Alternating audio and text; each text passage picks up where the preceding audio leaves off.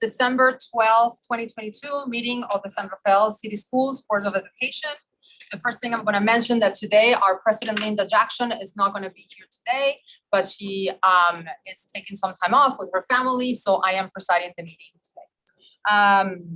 Before we get going, we'd like to get the Pledge of Allegiance, and I'm going to ask my colleague Gina Daly to lead us in the pledge. Everyone, please stand. Hand on your heart. I pledge allegiance to the flag of the United States of America and to the republic for which it stands, one nation, under God, indivisible, with liberty and justice for all. Trustee. All right, so today, remember that we have a hybrid meeting, so we have folks in person, but we also have the opportunity to offer comments and have the public join us via Zoom. Our Director of Communication, Christina Perino, will be moderating comments online, and when it's time to for public comments today. So there's no reportable items today from closed session. So we are approval of the agenda. So I will ask if there's a motion to approve the agenda for today. I would like to move the agenda with an amendment to move item 7 to the end of the agenda. Anybody, do I hear a second? Second. I have the amendment, move the agenda, approve of the agenda without amendment. Everyone in favor? Aye. So that was moved by Trustee Martin and second by Trustee Palma. Thank you. That item passes. All right, thank you very much. So let's start with the presentations this evening. And just a reminder that we will have an opportunity to make comments when it's time to make comments when there are items that are part of the agenda. We'll open the opportunity for people to make comments. But in the agenda, the first thing that we have is an update from Davidson Middle School. And Jim, who will be presenting today? Principal Michael Stachin and his admin team will be presenting tonight. Welcome, Mr. Stachin. Hello, Mr. Hogeboom. Hello. Hello, everybody. Thank you, welcome. Thank you for having us here. We're excited to talk about Davidson. I could talk about Davidson all night. I've been told to keep it brief, which is really, really hard to do because we have so much going on at our school. So I tried to stick to the slide deck, that the template we were given, and we'll see how we do. Also with me are amongst many of our wonderful teachers that are here. Who's a Davidson? There you go. And then presenting with me will be my admin team, Mari Kernan, Nick Miller, and Tom Court. So this is our first demographic slide. Nothing too shocking here. I think everybody knows Davidson's got about 1,070 students. That's pretty close to accurate. A lot of influx. We have a lot of newcomers coming in this year, just like the high schools do. 72%, this is a year old, it's a little closer to 71, I think, Hispanic, Latino, and 22, butting up on 23% white right now, with about 6% of a variety of other ethnicities. We have a large portion of English language learners. You see 36 right there, but we also have another third of our community that's been redesignated. So a lot of Spanish-speaking families at home, and about 12% special education, 70, that might be a wee bit high right now, but pretty close. So economically, it's a big word, disadvantage. Our staff, we have 54 teachers, punch right back here. 22 classified, that's everybody from front office staff, security, the lunch lady, the whole team. And we have 3 grade level counselors. I'll talk a little bit more about the work that they do in just a minute, but they rotate with their classes, and a wellness coordinator that supports them as well. And then our 4 administrators that you'll meet tonight. All right, so the next slide was 2 things. One I'm excited about and one change at Davidson this year. The excited thing I'm excited about, there's probably about 25 things. I chose MAPS because it's something that our staff has spent a lot of time learning about. MAPS is the new assessment tool that we're using at Davidson. I'm excited about it because, as everybody knows, during the pandemic, there was kind of a loss of data, if you will, and that makes it hard for me to drive and lead, and for our staff to know how to best support our students and where the support is needed. MAPS is going to give us a lot of data throughout the course of the year. There are a couple of features in MAPS that are extra exciting. One is that we never tested our EL1s, our brand new newcomers, in reading because they're brand new newcomers. But we can test them in Spanish with MAPS as well and get their Spanish literacy, which is very helpful to inform instruction. And the other thing is MAPS includes math. And the only assessment we had for math in the past was our SBAC scores, which come in August, the students are gone in the next grade. And so this will allow us to make, immediately impact students on their math scores with their needs. That's exciting. The big change is something I'm also excited about. I could have done both in one. But this is once again in math, but last year we looked at our compressed program. At Davidson, we have we call it compressed math, but it's kind of 2 math tracks. And students at the end of 6th grade test into compressed math and then take algebra 1 in 8th grade. And the class was predominantly white, predominantly English only speakers in that class. There were 11 students only that had been ever ELs in the 7th grade compressed class last year. So we looked at the benchmark we used, which was the MDTP. And I looked at several other pieces of data and found that if we expanded it, there are a whole group of students that are ever ELs, redesignated or ELs themselves, that were showing high acumen in math, but that language was holding them back. So we're working with the math team, we added a section to the compressed and to algebra as well. And we went from 11 ELs last year in 7th grade to 30 ever ELs in compressed maths this year. That's going to have a huge impact, not only on those kids' lives, because we know that the math decision made now has impacts for many of those students all the way through 12th grade. It's also going to have a big impact on public data that we show at Davidson. We've been running about 25% math proficiency for a long time. I expect our scores to go up into the low 30s in the next year or two, just because of that exposure and that expansion of students receiving rigorous math instruction. All right. What makes Davidson special? Once again, I could give a 2-hour presentation just on that. Yes. I'm going to keep it short. The first thing is our diversity in size. Davidson is really a representation of San Rafael as a whole community. Coleman and Davidson are kind of the only 2 schools that really represent the diversity of San Rafael. And the size is something that has a big impact on us. We're the 2nd largest middle school, I think, in Marin County. We kind of have to run our school like a high school, and that pays big advantages to our students in getting that experience and learning how to navigate that environment that they're all going into. It also provides some opportunity, which I'll touch on in just a second. We focus a lot on the whole child, and we've got, as I mentioned, 3 grade level counselors and a wellness coordinator. We've really been ramping up our services for students' social, emotional, and academic support, and doing more than just looking at the academic needs of our students, but what else they need to do to be good citizens. And so we'll touch on that in a few minutes when we look at goals. Our elective program is obviously, everybody looks forward to electives. And because we're such a large school, we have a wide variety of very strong electives that we can offer students. A couple of pictures up there, our music program, we're the only marching band in Marin County, both middle and high school. If you ever go into the music room, it's just filled with trophies that are well earned, not only from the instruction from our music teachers, Mr. Trillo, but also the hard work of our students and the work they put in. Next to it is Mr. Singer. I think I saw Singer. And that program is legendary. If I were at Davidson, I would kill to be in that program. And it's fantastic. They learn how to not only use tools, but they learn a lot of engineering principles. It's our most requested elective by far. Mr. Singer delivers every day in that class. It's so much fun just to watch kids work and see the projects that they're building and the learning taking place. The last picture on the bottom over there below the elective side is our art program. Mr. Powell has a great program there where he has a curriculum that addresses students' art needs. It doesn't say like it's due on Friday, but his curriculum is all online. So when students master that concept, they can move on to the next one. Students also love the space. He plays music and they get to go in and work on their arts. But that's just a few of our elective offerings. We have several others and they're all very popular, and it's just the size allows us to provide that robust elective program. And then our library, and the bottom picture next to that is our library right now. We were really lucky to hire Mari Allen to lead our library and to kind of rebuild it, if you will. She's weeded out, let's see, over 1,600 books this year alone.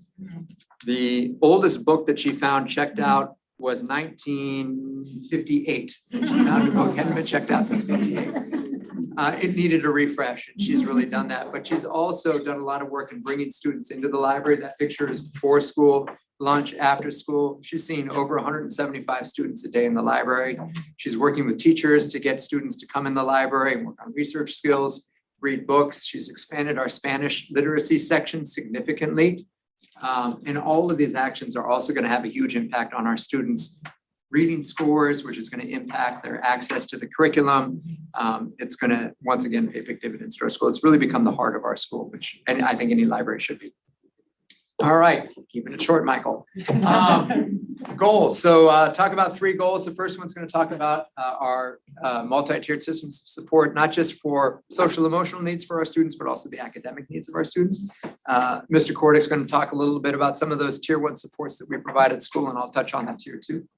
Our second goal that we're going to talk about is our supports for our ELs. At Davidson, we know that our charge is for our English learners. 2/3 of them have been ELs at some point. And so we really want to make sure that we're supporting them in their needs, and Mari's going to talk about that.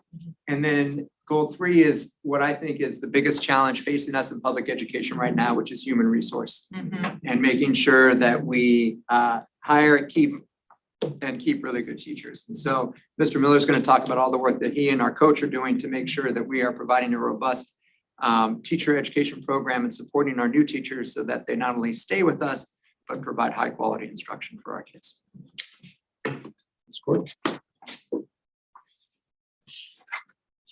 Good evening, board, cabinet, Marcucci.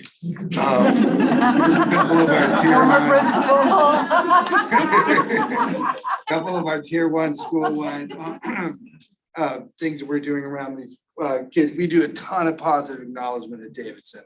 It started when I asked Bob, hey, can we do a student story? Yeah, let's do a student story. We do a weekly positive impact awards where Monday morning I put out a link. Teachers have most of the week to pick as many kids as they want to recognize for either being safe, responsible, and respectable, everybody in the community. And on Friday, we deliver those. Our ASB offers take those out. There's a nice certificate. Sometimes Elgato goes, our mascot delivers them with them too. We do a Cougar of the Month, and that's where one teacher can select one kid who has just had an outstanding month in the classroom. And we try to get all teachers to do that, all 54 of our teachers. The red tickets, though, those are our bread and butter, the PBIS tickets. And they are, I forgot to bring one, of course. I said I was going to bring one and I didn't. But they are given to kids, just, kids helping another kid. Kid stops and picks something up. A kid helps a teacher, whatever it is. Teachers, staff, we all give them out for the kids. And that's the money they use when we have POSCO. We call it POSCO. It's our store. And it is. Because we're Cougars. Because we're Cougars. So POSCO happens for every other week, every 2 weeks. And we have a student store set up where kids can buy. We're having our new thing this week, our gibbets. Does anybody know what a gibbets is? It's you go on your Croc. Thank you, Amy Bear. So they're Croc decorations for their Crocs. Don't ask me. That's our new item this week. The kids are pumped. We did sunglasses a couple weeks ago, but we do, a whole host of things, Rubik's Cubes. We do chips, we do all sorts of things. Healthy snacks. And the healthy chips. Because otherwise I'll hear from Alan and Bob. And then every 6 weeks, we roll out the barbecue. And we have, it is unbelievable. We cook over 400 hot dogs for the kids between both lunches. 5 tickets, you get a hot dog. And we call it the Statue Dog because Michael wanted to start, he loves to barbecue, so that's what we do. We do semester honor roll in January and in August. Some of the more important things we do are the really important thing we do are the monthly social emotional learning lessons delivered by our grade level counselors. There's different things they look at every week or every month. This month, we're looking at social media and how we can deal with social media with half the story. Half the story came and presented to the staff, came and presented to some of our families who showed up. And this was a direct response. We went to, Michael and I went to Jim and said, Jim, what can we do around social media? And Jim goes, I think I know these people. We can do this thing. And it worked out great. So these SEL lessons are very, very important. We have unbelievable community liaisons. One in particular, Stella Marina Godfrey, who leads multiple parent education opportunities on the weekends, during the school night, all the time. She's unbelievable. We have something starting in January. We're gonna have homework support center set up in the library after school for an hour where any kid can come in and do homework and there'll be teachers in there to help out. We're also talking to some teachers about being academic mentors towards kids who are struggling, in particularly a group of 8th grade boys that Sarah Crispin brought to my attention. So, Sarah Crispin. And finally, the Reflex and the Quill online learning and support programs are another thing that we're using. Thank you very much. Tom? We're now going to talk, so I'm going to talk a little bit about tier 2 supports. That was a lot of our tier 1. Tier 2 is for those students that just need a little extra to make it through their school day. That's our counselors and our wellness coordinator on the bottom there, and they are some of the busiest people on campus. They have a ton of tools that they use to help kids, a school home note or a check-in, check-out, something that just helps those kids that need a little extra, sometimes for 6-8 weeks, sometimes all the time, get through their day and bring their best self to their classes. They also do individual check-ins with students that are having issues at home or just need to talk to somebody regularly. We're building our restorative conversation muscle and making sure that we're holding restorative conversations, not only small group, but starting to expand out into classroom circles. We use peer solutions as a diversion to suspension. That's very important. If we can, we don't like to suspend. We know it doesn't work. My favorite example is like vaping. What are we going to do? Send you home so you can vape some more, or do some education around that? So we use peer solutions for the alternatives to suspension. Small group counseling is my favorite tool that our counselors use. That's where we collect a group of students that has a similar issue or challenge. Last year, my favorite group was the 6th grade boys that couldn't say hello to each other without touching everybody around them. Working on how that can negatively impact your relationship with others. But there's lots, the list is endless of the things that we can work on with students to help them improve who they are as a person. And then Mr. Watson out of the Wellness Center does a lot of therapeutic services with our community partners. We have BACR, CIP, there are 6 of them that come in. And so he oversees those students that I would consider really tier 3. And they do 8 to 12 week sessions with our counselors that come work at Davidson. All right, ELs. Mari's going to talk a little bit about the robust EL program that we have in place and hopefully give you an idea of all the work that goes there. Good evening, everybody, board and cabinet. Thank you for allowing us to present about Davidson. I'm going to talk for a moment about our English learner program that we offer at Davidson. We currently have over 100 newcomers. 20 of them arrived since the first day of school. About 10 of them arrived in the last couple of weeks, and that is very typical for all of our schools. But it does provide some challenges, as you can imagine. Many of the students that have arrived, particularly this year, have interrupted schooling, and they seem to have very limited literacy in their primary language, and a lot of them haven't had a lot of schooling at all in their entire lifetime. So it's been an additional challenge, but we're up to meet the challenge where we can. So I wanted to talk a little bit about just how we address everyone's varied needs. For our emerging students, we have 4 levels of ELD. ELD 1 students would be our brand new kids. Some of our ELD 2 students are also fairly new, but we have to be very flexible with our groupings because of the high numbers that end up being put into ELD 1 because we get all these kids. So that ELD 1 and 2 kids, that's very, lots of very supportive teachers. They have 3 core classes with the same teacher. They have an ELD math class that's heavily supported in Spanish for those Spanish speakers. And we have a garden class with a bilingual IA. And so they are kind of with each other a lot during the day, but they're PE classes with English speaking peers.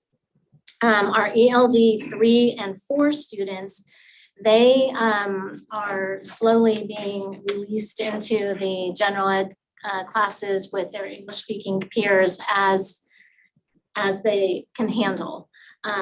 So our 3s and 4s have 2 periods of cord ELD classes with the same teacher, but they may or may not have a sheltered math class, which would be in English, but it would just be a little bit more scaffolded.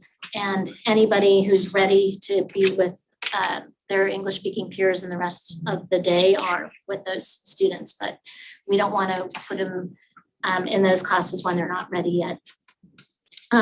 So we have about 120 students who are, we would call it in the expanding category. And those are mostly long-term English learners, students who were born here. And those students who are long-term English learners who are placed in the ELD 5 classes that we offer generally are our most struggling students. And they need the most support in order for us to kind of help them with the literacy and academic challenges that they have. So the class is really structured around a lot of language development, reading and writing, and basically literacy skills, and also just developing their all 4 domains and the English language, but a lot more scaffolded. And then we have 65 bridging students. So those are also long-term English learners. But these students are like really, really close to being reclassified. They're highly motivated. They're usually doing pretty well in their classes. And for those students, we offer Avid Excel classes, and these classes are very rigorous. And because these students generally are already pretty good readers and they're fairly good students, the teachers are really focusing on how to just teach them those skills that they need to be successful in all of their classes. And they start talking about college readiness, and we're taking college trips with the Avid classes. We're going to USF in February probably. And it's just like that higher level with less scaffolding and just more like opening them up to what is possible. And then they usually become reclassified before they leave Davidson. And the hope is that the Avid Excel students will then take Avid in high school. Most of them do. We do have some students who are bridging, so they're fairly high performing and they're not reclassified yet, and they do not have an ELD class for one reason or another. And for those students, we're offering this year for the first time a boot camp before we do LPAC, so we can do some goal setting with them and help them to understand what the test is all about and the things they need to focus on, and hopes that they will be reclassified because they really are capable of being reclassified at this point. And our goal is to provide the instruction that our ELs need in order to accelerate their language acquisition, their literacy skills, and increase the levels of school success no matter what level they are. And that's Thank you, Mari. And very structured support, a lot of support for our ELs. Our third goal is about new teacher support. And this is critical right here. This is the challenge for all of us. And so Nick's going to talk about the supports that we're putting in place for our new teachers.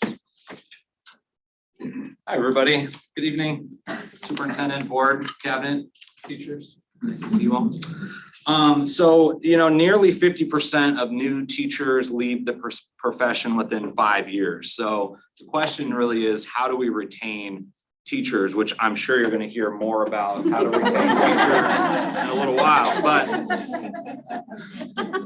But what we're doing at Davidson, the 3 things that come to mind to me are really building community, providing ongoing support for new teachers, and cultivating collaboration. So first thing we did this year is we provided an onboarding session for our new teachers, went over Davidson handbook, which we did a lot of work updating the handbook this year to go over our systems and procedures, such as our positive progressive discipline policy, and going over classroom behavior expectations and things like that, to really see that there is a sense of collaboration at Davidson. We're all doing the same thing in the classroom. We all follow the same discipline policy. We have similar classroom expectations. So that's really the collaboration piece. And of course, we have PLC time where teachers can work together. The second thing we're doing is working really closely with our instructional coach. So the admin team meets with our instructional coach weekly to go over goals for our new teachers. The instructional coach is doing observations in the classroom, providing the teacher with low inference data. So this is a way that we can hold up a mirror to a new teacher and have them start to reflect, because one of the hallmarks of a strong teacher is having that self-reflection, having that muscle. And so we're really trying to start that early by saying, what are you seeing in this observation data? What are some things that you're doing well? Where might you improve? And of course, having the support of the coach there to guide them in those conversations is really helpful. And then finally, we have a new teacher committee, and that is really about building community with those new teachers. So having a sense of community, having a sense of togetherness, being able to talk openly about the issues that they're facing in the classroom, whether it be classroom management, which is always going to be a challenge for new teachers, or lesson planning.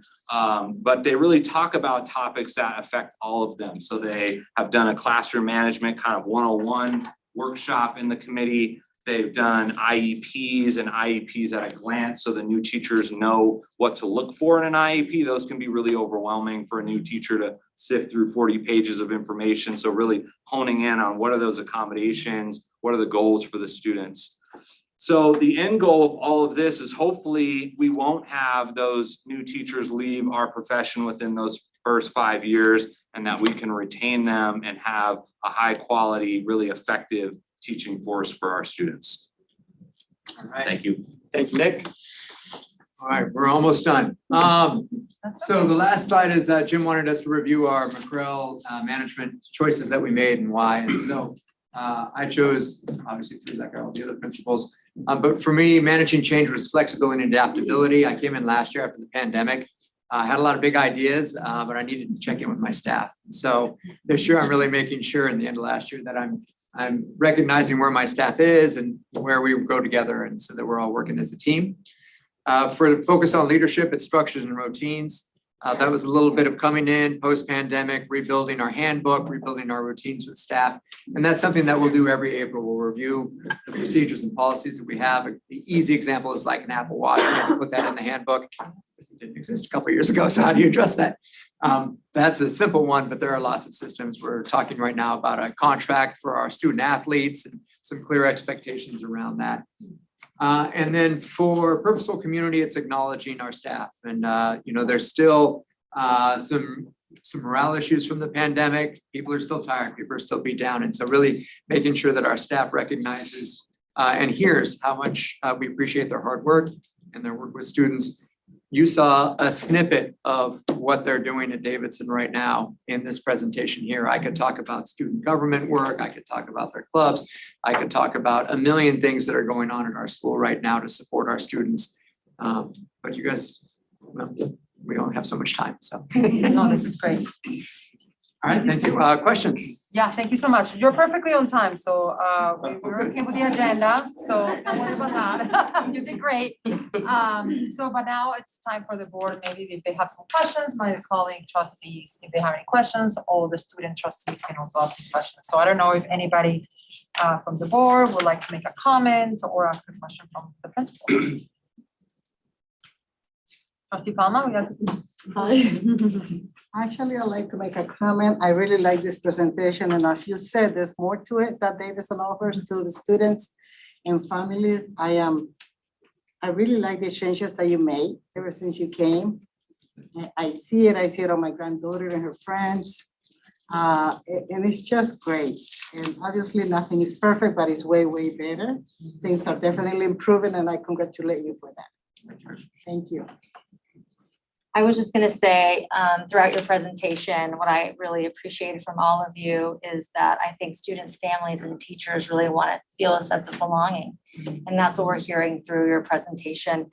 I also really appreciated your adaptability to think about compressed math, because math really tracks students for their future. So that is really exciting to see that. And also, as you know, I was an EL myself, seeing how you're really thinking about, our English learners and the path that they can be on in the boot camp. I just want to thank you for this great presentation. It was really enjoyable. Thank you. Yeah, trustee Daly, please. Thank you so much for the presentation. Thank you to your whole team for being part of it.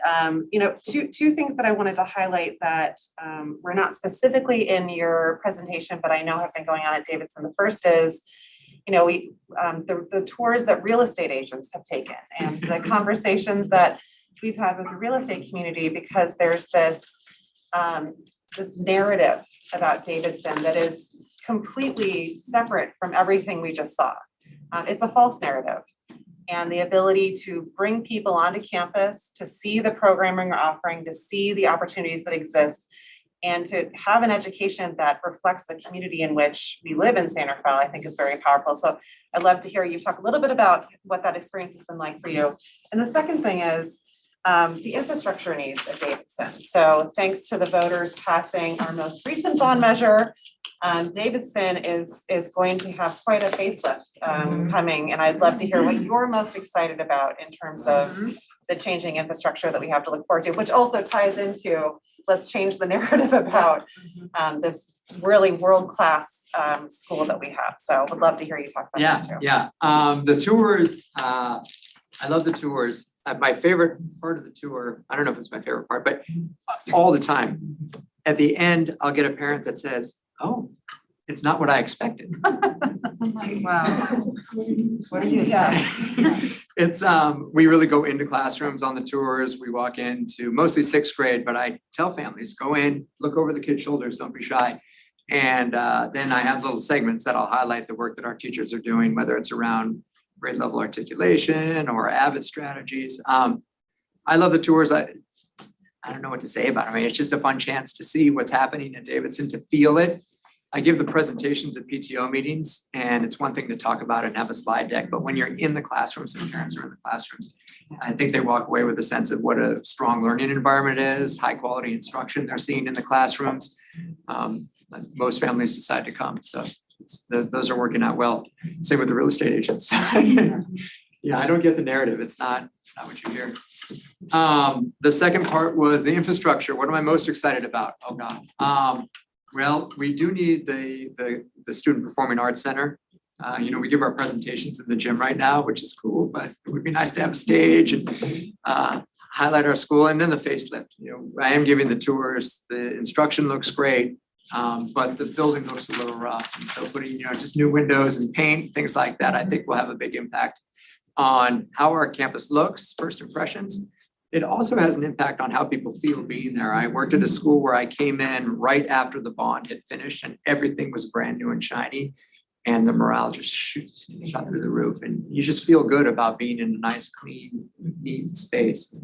So I'm excited to see the impact that has on our school community. Thank you so much for that. Any other questions? I just want to echo what my colleagues have said about the wonderful work that you're all doing and your staff is doing. And I just wanted to ask real quickly if there was like any anecdote or anything that you can share with us about how your restorative practices with students have impacted the work that you have been doing. So if there's anything that you have seen or your staff have seen around a student who could potentially be in trouble and you actually decided to have a different approach to discipline, how do you have a specific example you can point out as a success? I'm going to go a little bit on a tangent with that and talk about community circles, which is an element of restorative practices. We have a student, a seventh grade team will know I'm talking about, who struggles to get along with students from time to time. It's kind of turned into a little bit of a toxic environment where he's starting to get picked on as well for his behavior. So I asked our seventh grade counselor to go into one of his classes and hold a circle with that class and talk about how we can work together and get along. And it was pretty obvious right from the get-go who we were talking about, but it was a powerful moment for everybody to recognize how they can help that situation and in helping that student and help the environment of the whole class. It's an important tool that we don't use enough at Davidson, but we're building our muscle around that whole class community circle. And I think it's going to have a real positive impact, not only in that class, but everywhere that student goes and throughout his school days. Thank you so much for your presentation and thanks to all the staff and everyone who's here, who's not here, teachers, folks that are classified staff, everyone that has anything to do with the success of Davidson. Thank you so much. We got a great team. Thank you. Thank you. Thank you, guys.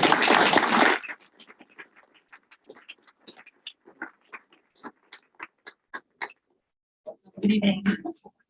Thank you. Sit down. Yeah, all right. If anybody else would like to take one of Sit the, down. there's some chairs here in case some folks are standing up. You could sit down. I think we're good. They're comfortable standing over there. This is great. All right, so moving on to the agenda, this is the part where we give some updates to the community. We have a really great audience today, so this is exciting. But we usually start with the trustees and see if anybody has been doing what they have been doing that related to the schools. And Trustee Martin, are you ready for, I'm going in order, but I can skip you. Go last. Go last. Why don't we start with what's a change? Let's start with Trustee Daly this I'll- evening. I'll go first, but I don't want to usurp a lot of these meetings were with fellow trustees, so I don't want to steal anyone's thunder. It's been a really busy month, so as I'm sure everyone has seen, unfortunately, Jim Hogaboom is retiring at the end of the year, so we are starting our search for our next superintendent. Along with Trustee Martin, we are the subcommittee in charge of doing this search. And so we've already taken some steps. Many of you might have seen the survey. We have an RFP out to try to get a potential search firm, which we'll be reviewing at our next meeting. But we've been doing a lot of meetings around it, a lot of kind of spot meetings as we're trying to get things set up to make sure that we have the best possibility of having a great leader to follow in Jim's footsteps. I also went to San Diego to attend the California School Boards Association Delegate Assembly. I'm the Marin County rep for CSBA. So that was a good meeting, good chance to connect with a lot of other trustees throughout the state. I was one of the speakers at a new trustee workshop that was held by the Marin County School Boards Association last week. We had great attendance. There were 25 new school trustees that attended. I also went to the City County Schools quarterly meeting that we had. We had that last Friday. So this is with our mayor in San Rafael, with our new supervisor, Mary Sackett, and her aide were there, as well as Miller Creek. It's a wonderful opportunity for us to find commonality and collaborate with each other. And then unfortunately, I did not get to attend because of childcare reasons, but just want to acknowledge that the Terlinda Gym had its grand opening last week. So that was also really exciting. That's it for me. Thank you, Trustee Daly. Trustee Palmer, would you like to share some updates? Yeah, I'm gonna share a short report. I did attend Davidson, they had a concert last week and it was really, really great. Very, very impressive. I attended the DILAC meeting where Pepe Gonzalez and Cecilia Perez were explaining to the parents about reclassification. Parents had some great questions about it and it was pretty interactive. I really like that. And besides that, I continue to do my volunteer work with the community and everybody asking questions, me asking Jim or anyone else. Thank you so much. Thank you, Trustee Palmer. Trustee Martin? This is why I have Gina go first, because I'm on some of these committees with her. So I was in San Diego as well for the California School Board Association, where we learned a lot about how do we do assessments with our new superintendent or superintendents in general. Also attended today at Glenwood Play. And tomorrow I get to join the E2 collaborative meeting at 7 a.m. about all of our schools in red. So Thank you so much, Trustee Martin. So the student school board members would like to do you have any updates that you would like to share? Sure, shall I go first? Yeah. Alrighty, so hi guys, I'm the student board rep from Terlinda. This week, as has already been mentioned, our new gym opened, which is super exciting. We had our ribbon cutting ceremony along with 2 basketball games, our girls and boys varsity basketball games, which was really fun. There was a large amount of people there, and Dean Chapman also took the opportunity to reinforce and emphasize sportsmanship in accordance with the MCAL expectations and stuff like that. So that was really exciting. We had lots of people there. Jeff Lycan who works with Evolution Mentoring, will be giving another parent seminar on the inner workings of the teen social world. His last seminar was widely attended and we heard really good things from our parent population. They really enjoyed his lectures, especially on such an influential subject, especially right now. TL is offering an on-campus College of Marin film course taught by our teacher librarian, Ms. Rose. We are also offering an ROP Introduction to Careers in Education. And recently our ceramics class partnered with the West End Nursery to sell holiday gifts. Teachers teamed up to provide gifts to newcomer students, and they celebrated Newcomer Christmas on Friday last week, which was really cool. Last Wednesday, staff at both San Rafael High School and Terra Linda High School met up to finalize their priority standards during a staff professional development day. So that's very exciting. More work on that is going to happen during the spring semester. And then finally, it's finals week this week. So exciting, right? Last week, the Wellness Campus put together the Stress Less Week, which provided students with anxiety management and encouragement with a side of fuzzy socks and fidgets. The Wellness Center also partnered with ASB to set up Cookies and Cram, where music and cookies and hot chocolate was provided to students during brunch and lunch.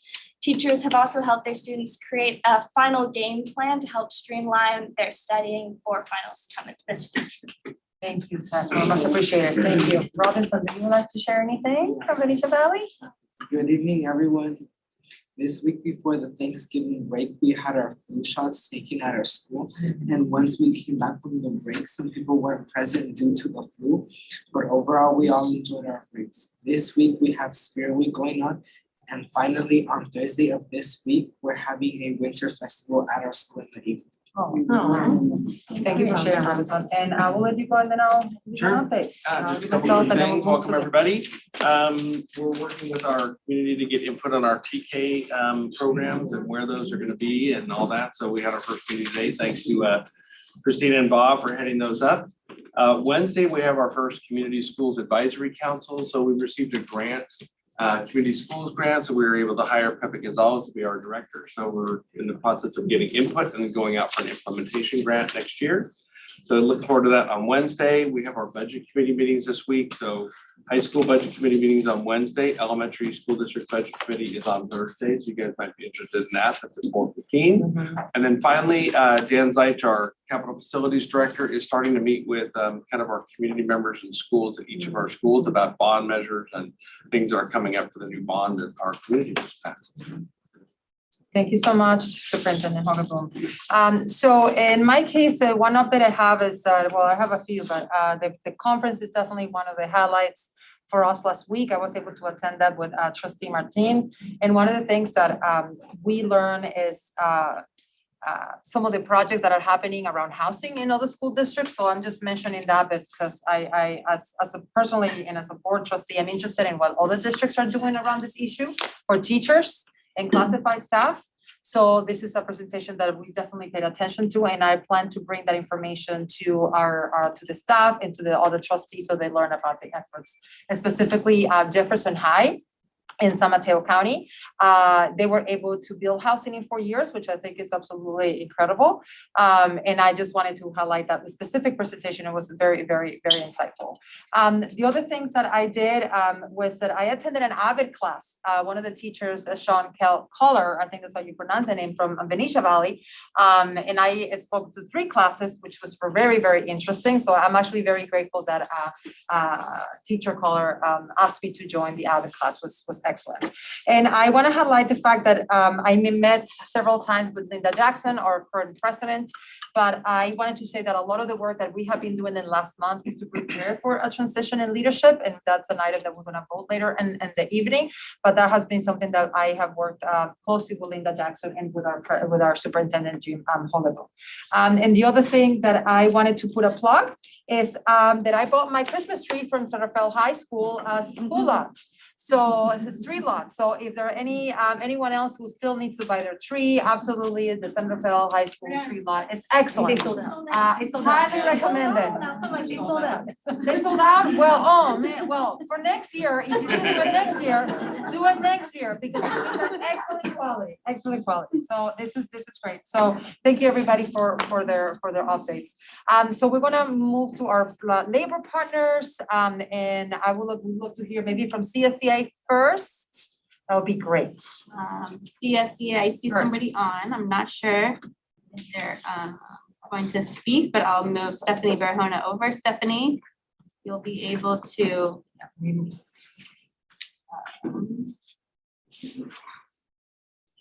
Thank you. Good luck.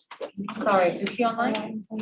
She is coming. I'm not sure if she's interested in speaking. She doesn't have her hand raised, but she's coming. We can wait and move on to another. I know Morgan Agnew does, so. Oh, there you go. I can't turn my video on though. You should be able to. Oh, wait. There you go. Welcome, Stephanie. Do you have any updates? Good evening. Yes, good evening, Board of Trustees and Superintendent Hogeboom. Sorry. I hope you're all enjoying the start to your week. My name is Stephanie, and I am currently serving as CSCS interim president. Tonight, I just want to report that CSCA will hold its elections this Wednesday, and by January, we will have a new president. And lastly, CSCA will be hosting its first new hire orientation after the winter break on January 4th. And that's all. Thank you. Thank you so much, Stephanie. Much appreciated. Let's move on to SRTA.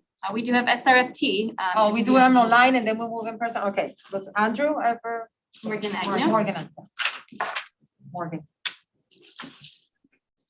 Good evening. My name is Morgan Agnew, and I'm the president of the San Rafael Federation of Teachers, representing high school teachers in San Rafael. First, I want to say a big thank you on behalf of our members to Director of Maintenance and Operations, Dave Pedroli.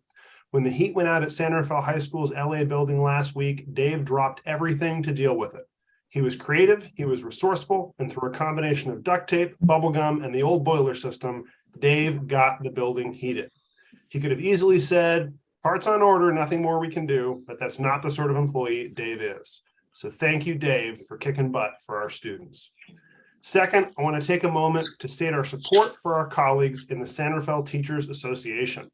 SRFT stands with our colleagues and allies in SRTA. At various points on the salary scale, elementary school teachers can earn as little as 80% as much as their high school counterparts.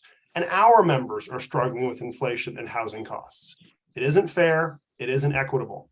Elementary and middle school teachers don't work 80% as hard as us. They aren't 80% as skilled or 80% as educated. They don't have 80% the housing costs, and their district, while state funded, certainly has more than 80% of our per pupil funding. A budget is a statement of priorities. We ask the board to listen to our elementary colleagues who are here tonight. Take a long, deep look at the budget and ask yourself if it represents the right priorities. As a parent of an elementary student myself, nothing in her school is a higher priority to me than ensuring that her teacher is well-trained, highly skilled, and motivated to stay in the district. I hope you agree. Woo!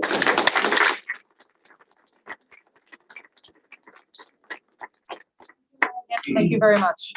All right, now I think we can move on for the folks present in the room. SRTA, please, Fran. And I think Molly is. Yes, she is gonna be online. Was gonna speak after. She's homesick. All right. Hi, hello. Good evening, trustees, Superintendent Hogeboom, Assistant Superintendents Christina and Emily. My name is Brianna Padilla, and I am SRTA's president. And a San Rafael City Schools educator of 10 years, currently a instructional coach at Benicia Valley.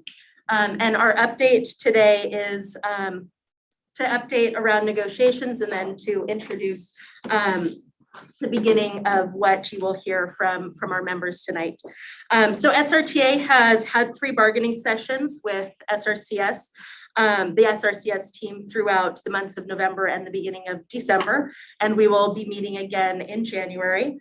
Our bargaining team includes Molly O'Donoghue and Kelly Whalen as our co-bargaining chairs, Renee Romer from Davidson's science team, Madeline Briggs, from Benicia Valley as a speech and language pathologist. And I have previously served as chair in teams past, and this year have attended 2 of the sessions at the table. We are very hopeful that we can collaboratively reach an agreement with our membership's top 3 priorities. Number 1 is salary and benefits to attract and retain highly qualified and culturally responsive educators. Our second is a modified approach to professional development where educators can collaborate more. And third, more educator-directed time to plan, to prep, and to design instruction for the students that are in front of us each day. In our last 2 sessions, SRTA and SRCS agreed in several areas, including the 2 areas of educator collaboration and educator-directed time. We understand that it is a package deal. And when we meet at the table again in January, we hope to be moving closer towards agreement in the area of compensation. As educators, we are invested in the success of our students. Our membership is deeply committed to fostering and building community, eliminating barriers, achieving equity, affirming and valuing our students' identities, and creating and maintaining a safe and joyful environment for all who enter our schools.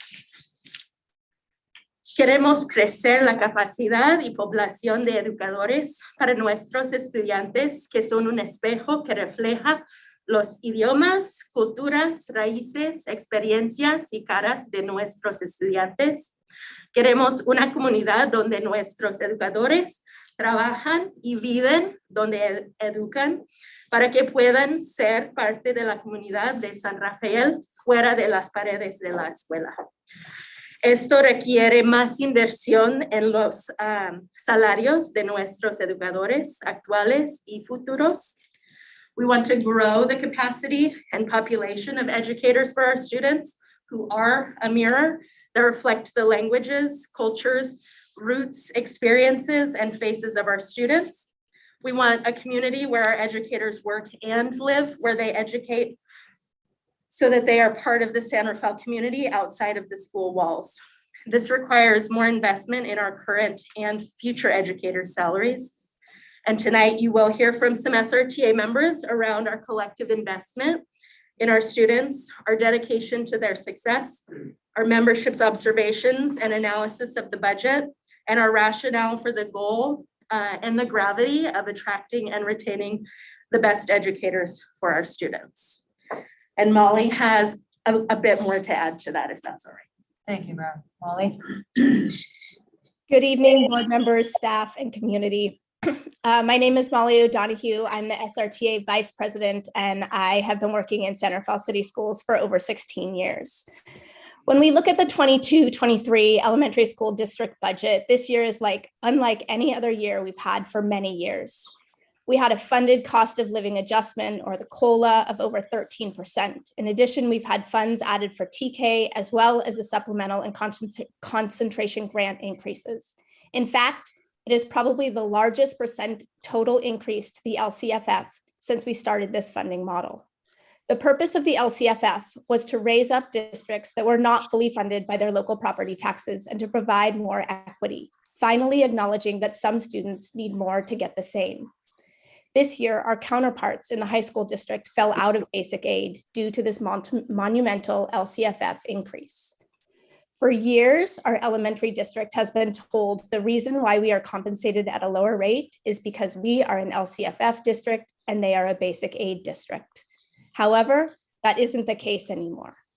One of the intentions of the LCFF is to fund all districts in an equitable manner. We're getting closer and closer to equitable funding with these Prop 98 guaranteed ongoing funds. These are funds that our elementary school district will continue to get year over year. Over $6.3 million in ongoing funds were added to the elementary school district budget for the 22-23 school year and beyond. For the last 5 years, the elementary school district has been adding to their reserves. The state requires a 3% reserve. The board in San Rafael City Schools has set a goal to maintain a reserve of 17% to weather any future economic uncertainties. SRTA acknowledges that having a reserve is important. However, our current reserve could get as high as 27% this school year. Why do we keep putting money that should be spent investing in students and staff into a piggy bank? We're struggling to attract and retain teachers in the elementary school district across all grade levels and all subjects.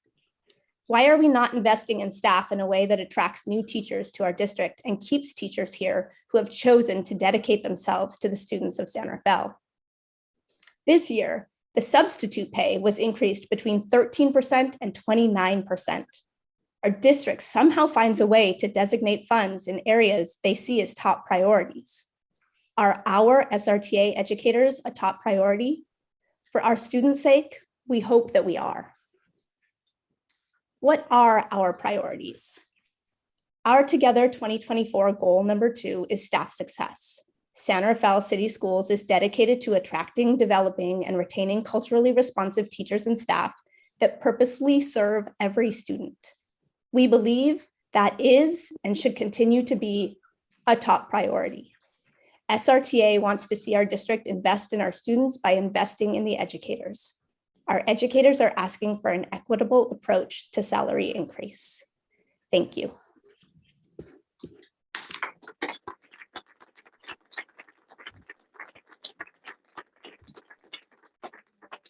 Rana, thank you so much. All right, so moving on, this is a time when the public can make comments of non-agendized items. So just as a reminder, if you have a comment about things that are in the agenda, you can make those comments later, but this is a time when you can, and the public can talk about things that are not in the agenda for today. I also wanted to note that the board members are not allowed to respond, so I just wanted to make sure the public was aware of this. And because if they're not on the agenda tonight, we cannot make comments on those issues. We will ask superintendent to follow up if necessary, but there's nothing else that the board can say today except for hear your public comments. We have allotted about 3 minutes per speaker, but we know that a lot of you have things to do, so to say tonight. So we will try to be flexible with time so that we make sure we can hear each and every one of you. So I think we can get started, and I would like to start. We can also have entertain comments in person and also online. And if you have a comment, please make sure you let our director of communications know. So for the first speaker this evening, we'll have Jason Richardson, and we would love to hear from Jason.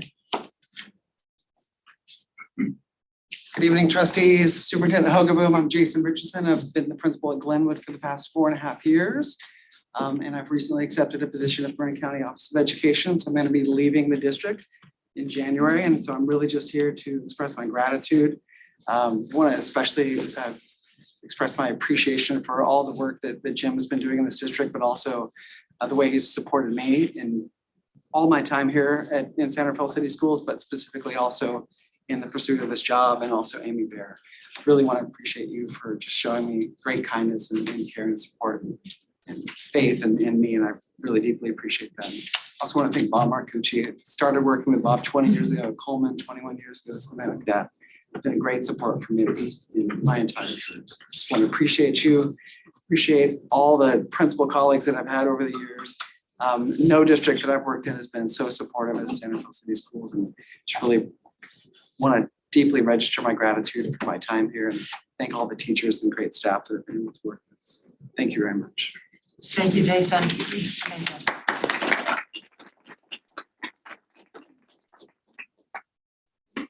So the next speaker that we have this evening is Kelly Whelan. Please, Kelly, would you like to speak? Thank you. Good evening, board members, trustee members, cabinet. My name is Kelly Whelan. I'm the co-bargaining chair for SRTA. I'm a fourth grade teacher of 6 years at Coleman Elementary School. Our district values of equity, community, and joy are 3 values that each SRTA educator centers in their classroom communities each and every day.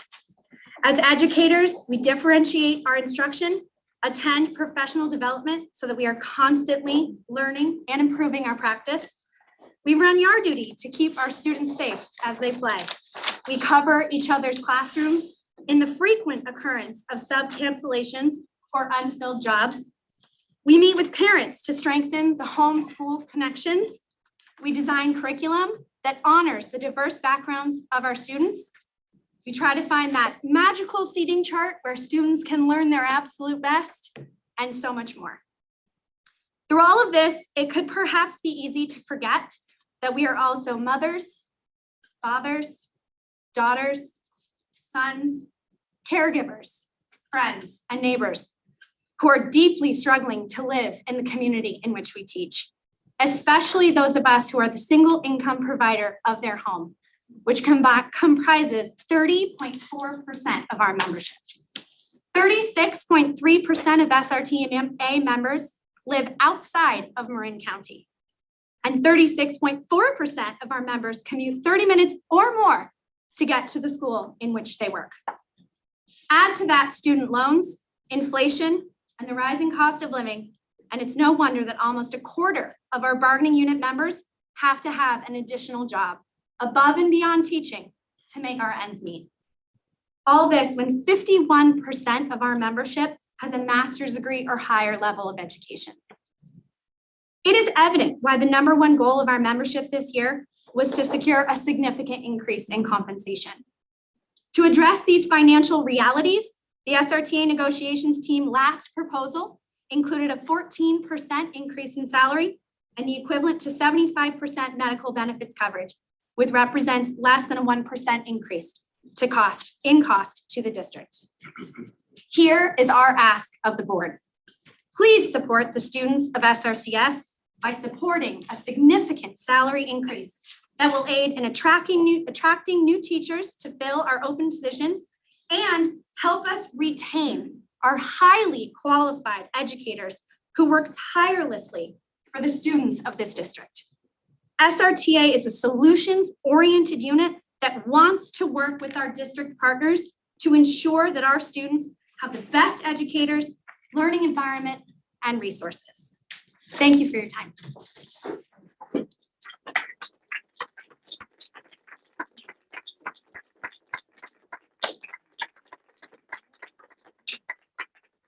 The next speaker we have is Madeline Riggs. Madeline?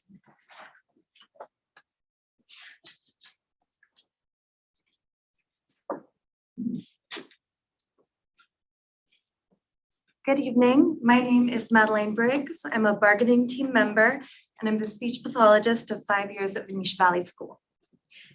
Educators in San Rafael City Schools work to ensure the success of every student, from the students in our general education classrooms to students with learning disabilities who receive specialized academic instruction from resource specialists, to students with speech and language disorders who require therapy from speech language pathologists, to students who benefit from behavioral or therapeutic support from counselors and school psychologists, to our students who require the most significant support in self-contained classrooms led by special day class teachers who work in collaboration with an entire team of specialists.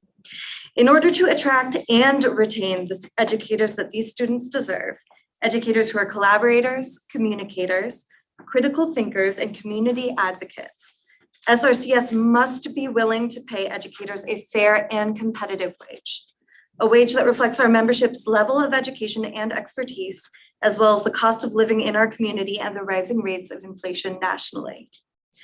Part of what makes SRCS so special is the strength of our community. That strong community is the result of educators staying in the district long enough to build relationships with other educators, students, and their families. Students do not benefit from a revolving door of educators. Students, especially students with special needs, benefit most from consistency. Our special education community is unique too, because most of our students have the same teachers and specialists year after year for their entire elementary and middle school education, When those relationships are disrupted because an educator can no longer afford to work here, it is our students who suffer the most. We ask the district to invest in our community by ensuring that we can attract and retain the most qualified educators for students of all needs. Thank you.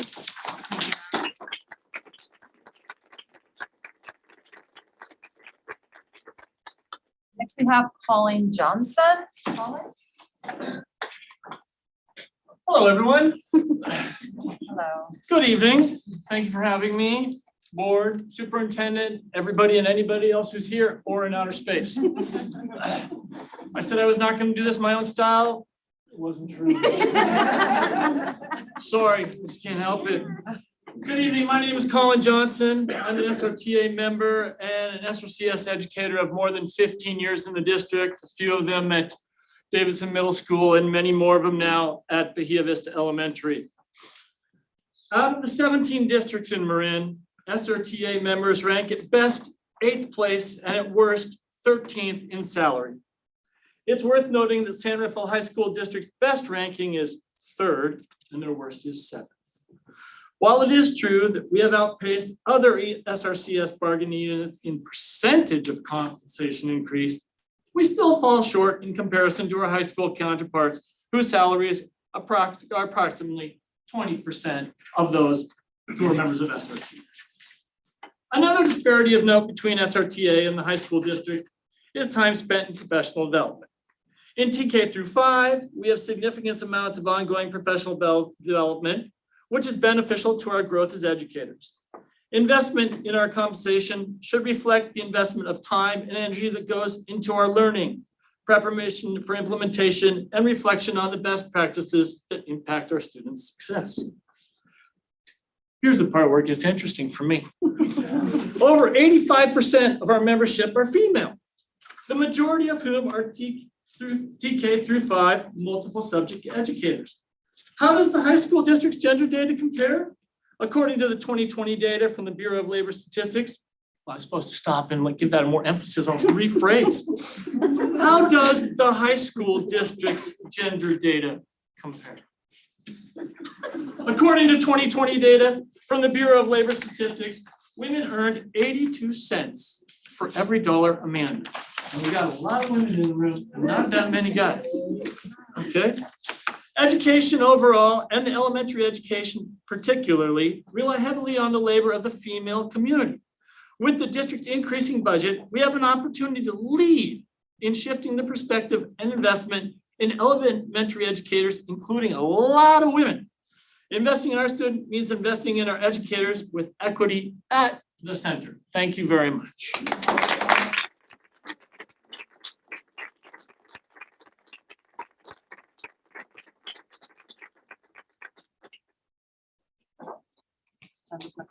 So next speaker, it's Shandos McCowan.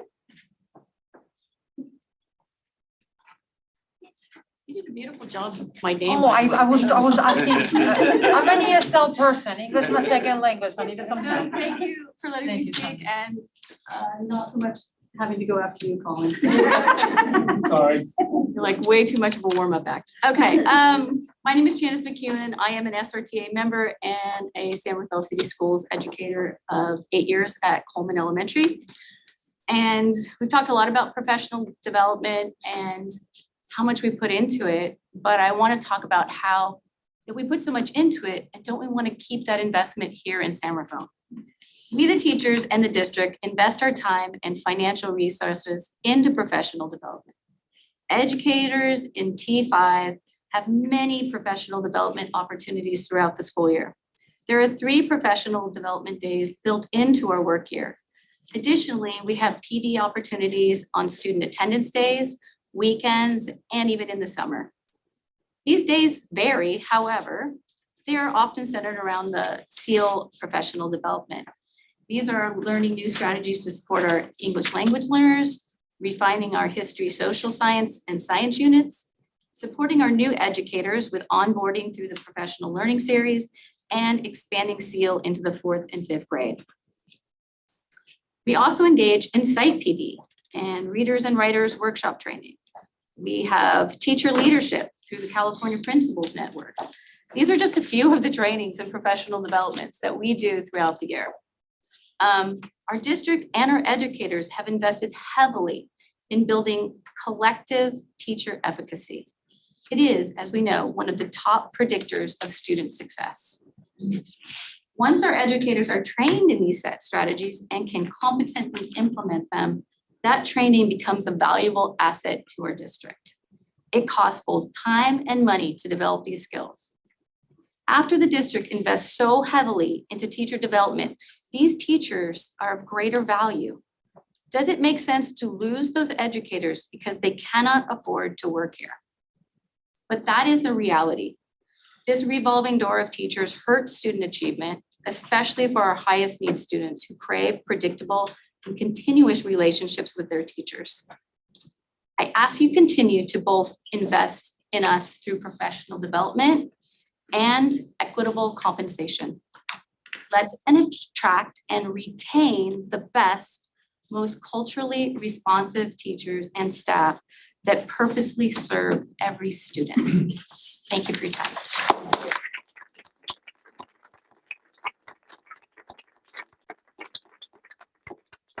Next, we have Erica Benassini.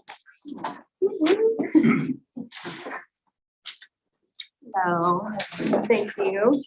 My name is Erica Benassini. I'm an SRTA member and a San Rafael City Schools educator of 22 years at San Pedro School. When people hear about prep time, they often have visions of teachers enjoying a free period with no obligations. To our middle school members, teacher prep time is essential. While having time to grade papers and make photocopies of worksheets, is important at times, the prep period goes far beyond that. It is during this time that teachers reflect on instruction and modify lessons as necessary. Our middle school members also use this time to provide families information about their child's progress through phone calls, emails, conferences. If they're lucky enough to share that common time with department grade level colleagues, they're able to also share best practices with each other, discuss how to differentiate and support students with particular needs. And it's through this collaboration that they brainstorm different or better ways to enhance instruction that allows all of their students to access the content to the best of their ability. Future lessons and assessments are planned and discussed with student success in mind during prep time. Additionally, teachers in different subject areas are able to meet together or with counselors and administrators to discuss student progress or concerns. Occasionally, teachers can use this time to check in with students they're concerned about in a private matter. As you can see, teachers use their prep time in a variety of ways to provide the best education for our kids. Elementary teachers do not have a prep period. Occasionally, we might have a moment to plan a lesson or grade while supervising our class while they're in PE or in art. A time where educators are free from administrator-directed meetings and supervision is valuable, and it's very rare. After professional development, we desperately need the time to plan and prep for the implementation of the strategies we've learned. We really appreciate that SRCS and SRTA bargaining teams have made movement in that area, and we're hopeful that in years to come, we're closer to dedicated prep time for our TK5 educators. When teachers can invest time and energy in the refinement, planning, and preparation of our practice, we invest in the best for our students. Thank you.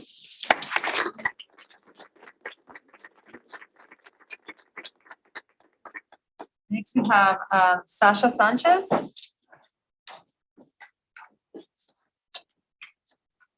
Good evening. My name is Sasha Sanchez, and I'm an SRTA member and SRCS educator of 6 years at Coleman School. The district value of joy, it's right there on the wall, is at the very heart of what educators do every day.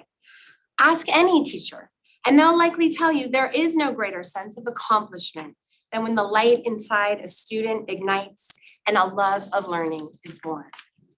However, these moments don't just happen. These moments are the result of careful lesson planning, collaboration between teachers, and intentional instruction delivered by highly qualified educators. Year after year, teams of educators work together to learn, refine, change, build, and implement academic and social emotional practices that allow students to experience the joy of learning something new.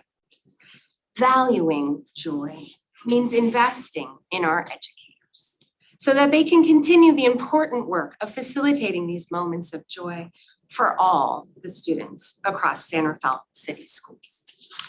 Thank you, Sasha.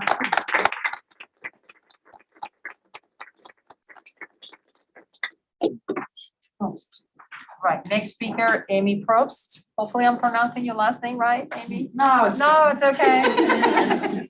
I'm more upset about having to follow the poet.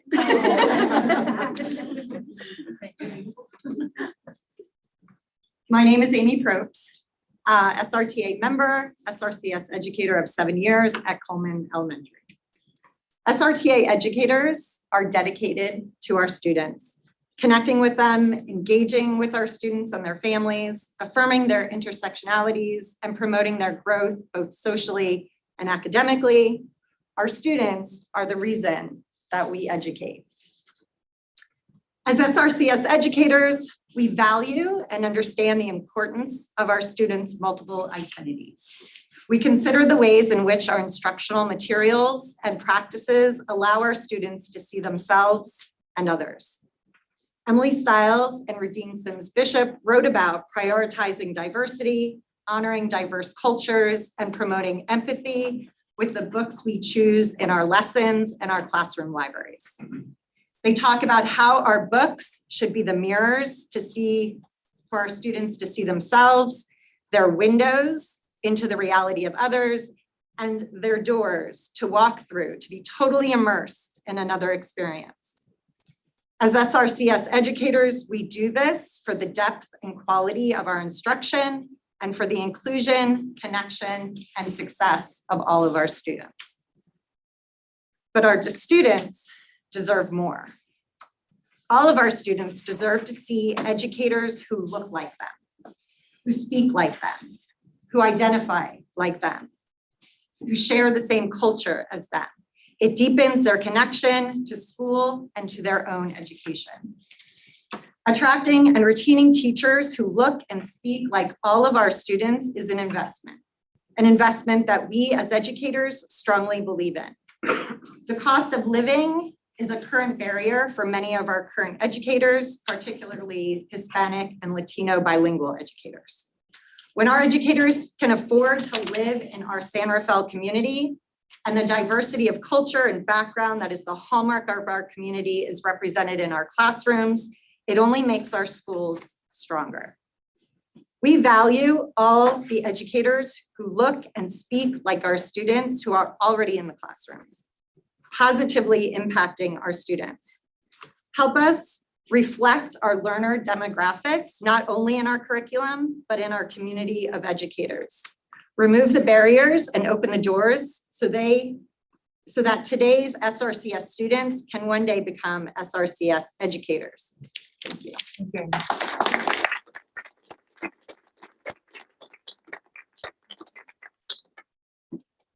Next, we have Carolyn Canary, oh my God. Canary, perfect. That's okay. Thank you, Carolyn, thank you. Good evening. My name is Carolyn Kenray, and I am a teacher at San Pedro School, and I will be entering my 30th year in San Rafael City Schools this year. So I'm going to talk about retaining teachers.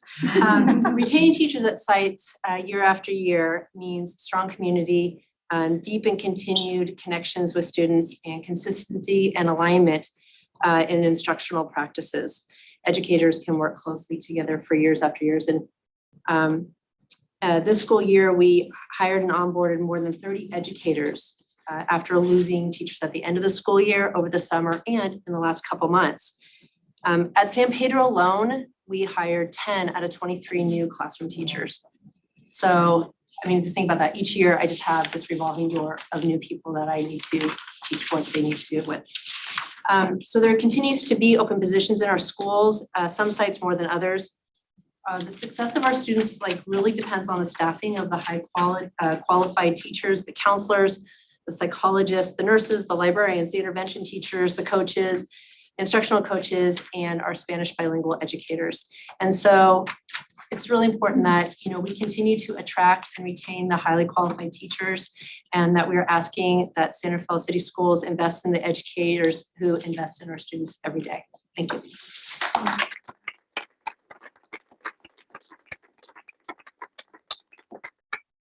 Next speaker is Renee Romer.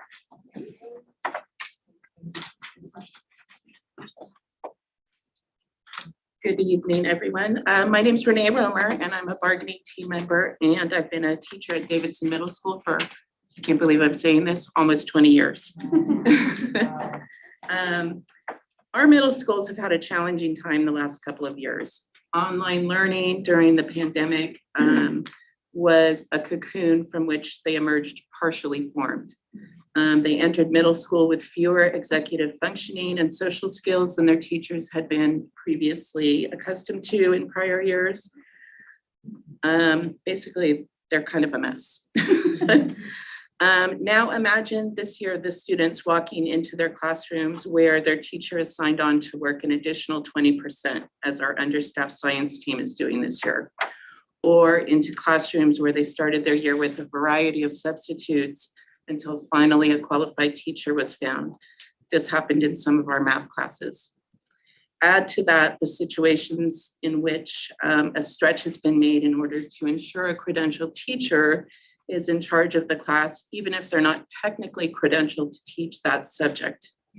This is only part of the story of the immeasurable lengths that our administrators have gone to so that there are adults on campus keeping the lights on in our kids' brains. It doesn't help that we're competing with so many others who are also reaching into a really shallow hiring pool. And rumor has it the hiring pool is only going to become more shallow over time as fewer and fewer people are opting for teaching careers. How can we as a district and a school possibly compete?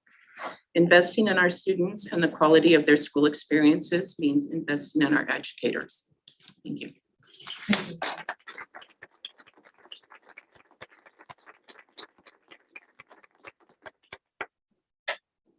Next speaker, Sarah Cushman, please.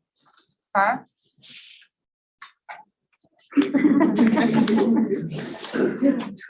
Good evening. My name is Sarah Cushman. I've been teaching at Davidson Middle School for 14 years now.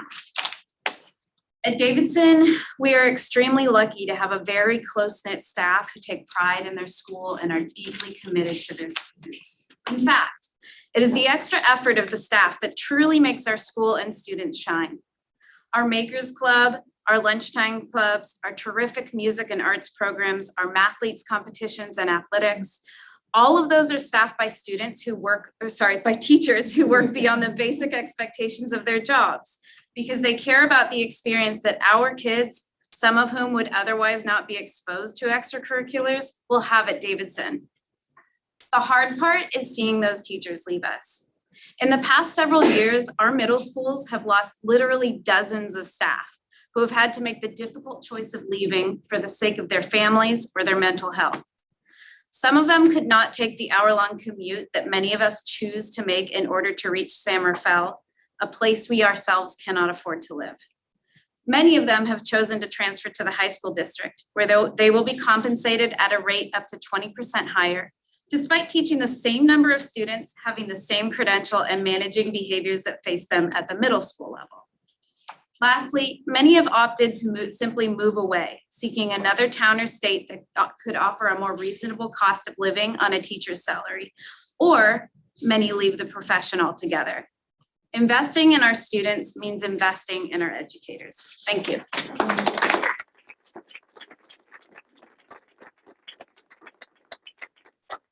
Next speaker is Evan Messi. Evan. My name is Evan Massey. I'm an SRT member and a proud Davidson Cougar of 5 years. What does this high rate of turnover mean? Turnover and low rate of qualified new teachers mean for our students? It means fewer opportunities to truly align curriculum and galvanize staff into highly effective PLC groups who can work together to build engaging and meaningful learning experiences for our kids. It means greater strain on tenured teachers who ultimately take on more work and stress in order to keep the ship afloat, onboarding new department members and sharing curriculum, knowledge of our school, traditions, and common practices and strategies. It means fewer people on our committees with strong institutional knowledge and community relationships. It means major challenges with morale, which affects students and teachers alike. How can one possibly give up one's lunch break to tutor a student when it's the only break in a string of 6 classes? Who is left to host a club after school, attend music performances, coach a sport when the long commute lies ahead? Finally, who can attend high-quality professional development opportunities during the weekends and summer months and truly cultivate their best teaching practices when they work a second job to pay off the student loans they accrued to earning their teaching degree, or simply just to pay the bills and live in this community? Thank you.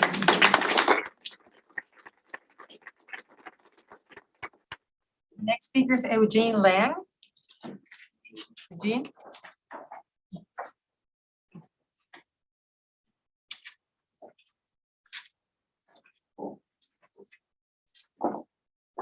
Good evening, everyone. My name is Eugene Lang. I've been teaching at Davidson Middle School for 27 years now. Wow. Scary thought too, I know. It's all a great area. It goes without saying that the impact of understaffing goes beyond just our teaching staff and our students. Our teammates, coaches, and administrators regularly step in to cover classes when nobody is available. Every time they do this, an hour or a full school day is taken away during which they could be focusing on school and district initiatives and the myriad of daily responsibilities, that fall on their plates. Our counselors cover for us too, which means fewer hours spent focusing on helping our students cope with their personal issues and traumas.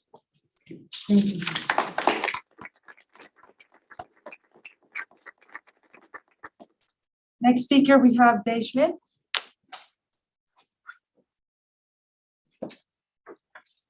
Good evening, everyone. My name is Dave Schmitz. Kids call me Lil Schmitty. And I've been teaching English and PE at Venetia Valley Academy for Extraordinary Young Middle Schoolers for 10 years. Please consider what pay equity will bring to the table in terms of recruiting and retaining experienced, well-educated teaching professionals. Consider what a competitive salary would do in terms of enticing and enabling people who look like our students to stay in Santa Fe and teach. Got to go off script here for a second. At our Christmas party, our Venetia Valley staff Christmas party, there is a fellow named Eric De La Rosa who works in our family center. He came up through Bahia Vista. He came up through Davidson. Gene, you probably remember Eric De La Rosa. He coaches at Santa Fe High School. He told me that he wants to teach elementary. He wants to teach. And I said, oh, you should teach high school. You could be a coach. That'd be great. You just do that whole thing. He's not, I want to teach elementary. And I just want to say it would be fabulous to have a guy like Eric De La Rosa, came up through community, loves the community, wants to stay in the community. And by the way, he does look like a large portion of our students. Back to script. Our teachers could live in Santa Fe and take pride in sending their own children to schools in which they are heavily invested. Best of all, our students would have a strong network of high caliber teachers and mentors during some of their most formative years. Thank you.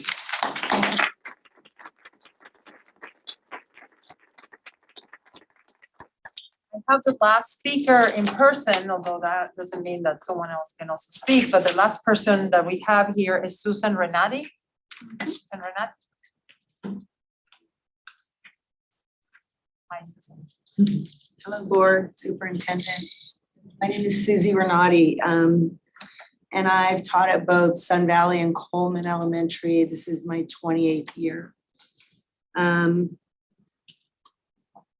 SRTA firmly believes that our students deserve the best educators, learning environment, and resources, but this belief can only occur or become a reality for our students, excuse me, with the partnership of many stakeholders, our community, the educators, administrators, and district personnel, and very importantly, you, the members of the board.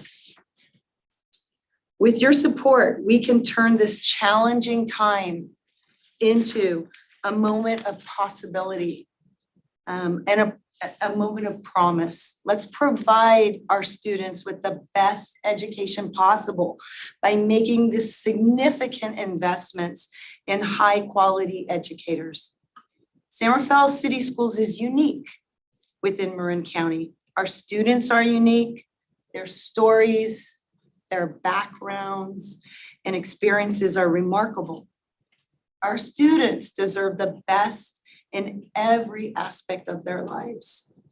We, the collective we, have the opportunity, excuse me, to provide them with the best education by providing them with the best access to highly qualified educators. Let's together invest in our students and educators. Thank you.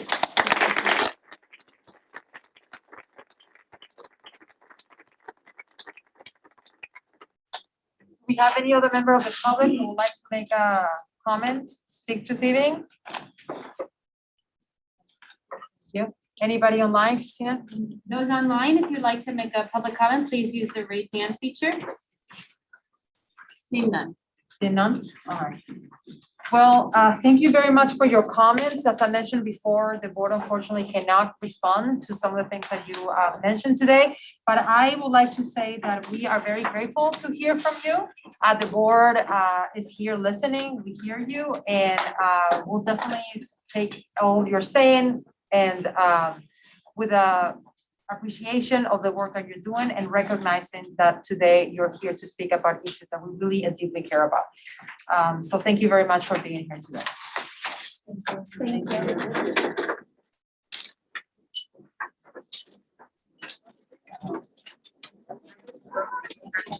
So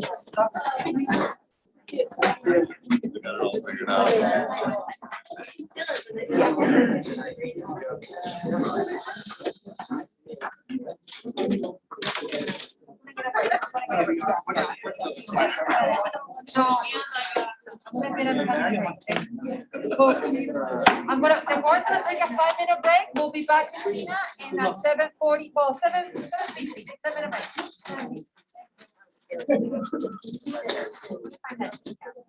Thank you.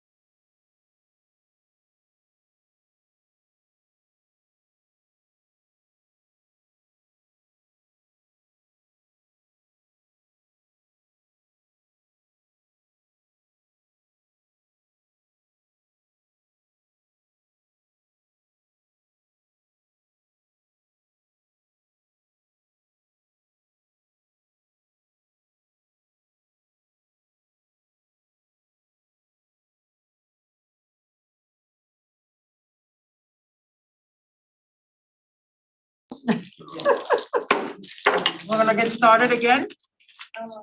Coming back from our break, welcome. So we're gonna move to item 11 from the agenda, which is our staff reports. And we will start with the first item, which is approval of the elementary school district fiscal interim budget report. We're gonna hear Jim from Bob directly, or would you like to? Yes, Okay, perfect. Bob, would you like to Yes. go ahead with your presentation? Thank you. Thank you, trustees, Superintendent Hogaboom, and all of you that stayed for the best part of the show here. Just wanted to let everybody know everything that you see in the presentation and the packets. There's some packets in paper over there if you want to look at the budget in more depth. It's also available online and in the board item as well. So don't feel like you need to keep yourself from having that information.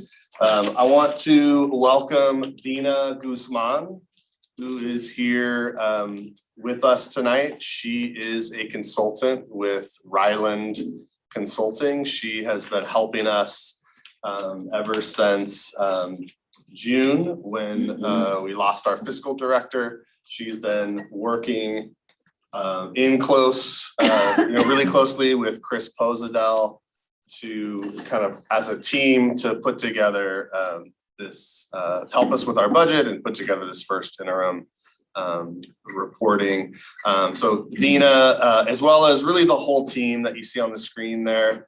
Also wanted to highlight Sherry Hansen, who is another consultant that has been really helping very closely in payroll with our CalPERS audit, but really helping that whole team get up to speed. And she's getting very close to kind of working herself out of a job here in our district. But just really without those two folks, we couldn't do what we do. And I just wanted to also shout out to Chris Posadel for all that she's done to step up and kind of do parts of one job and her whole real job all at the same time. So great team, and I'm really appreciative to have them.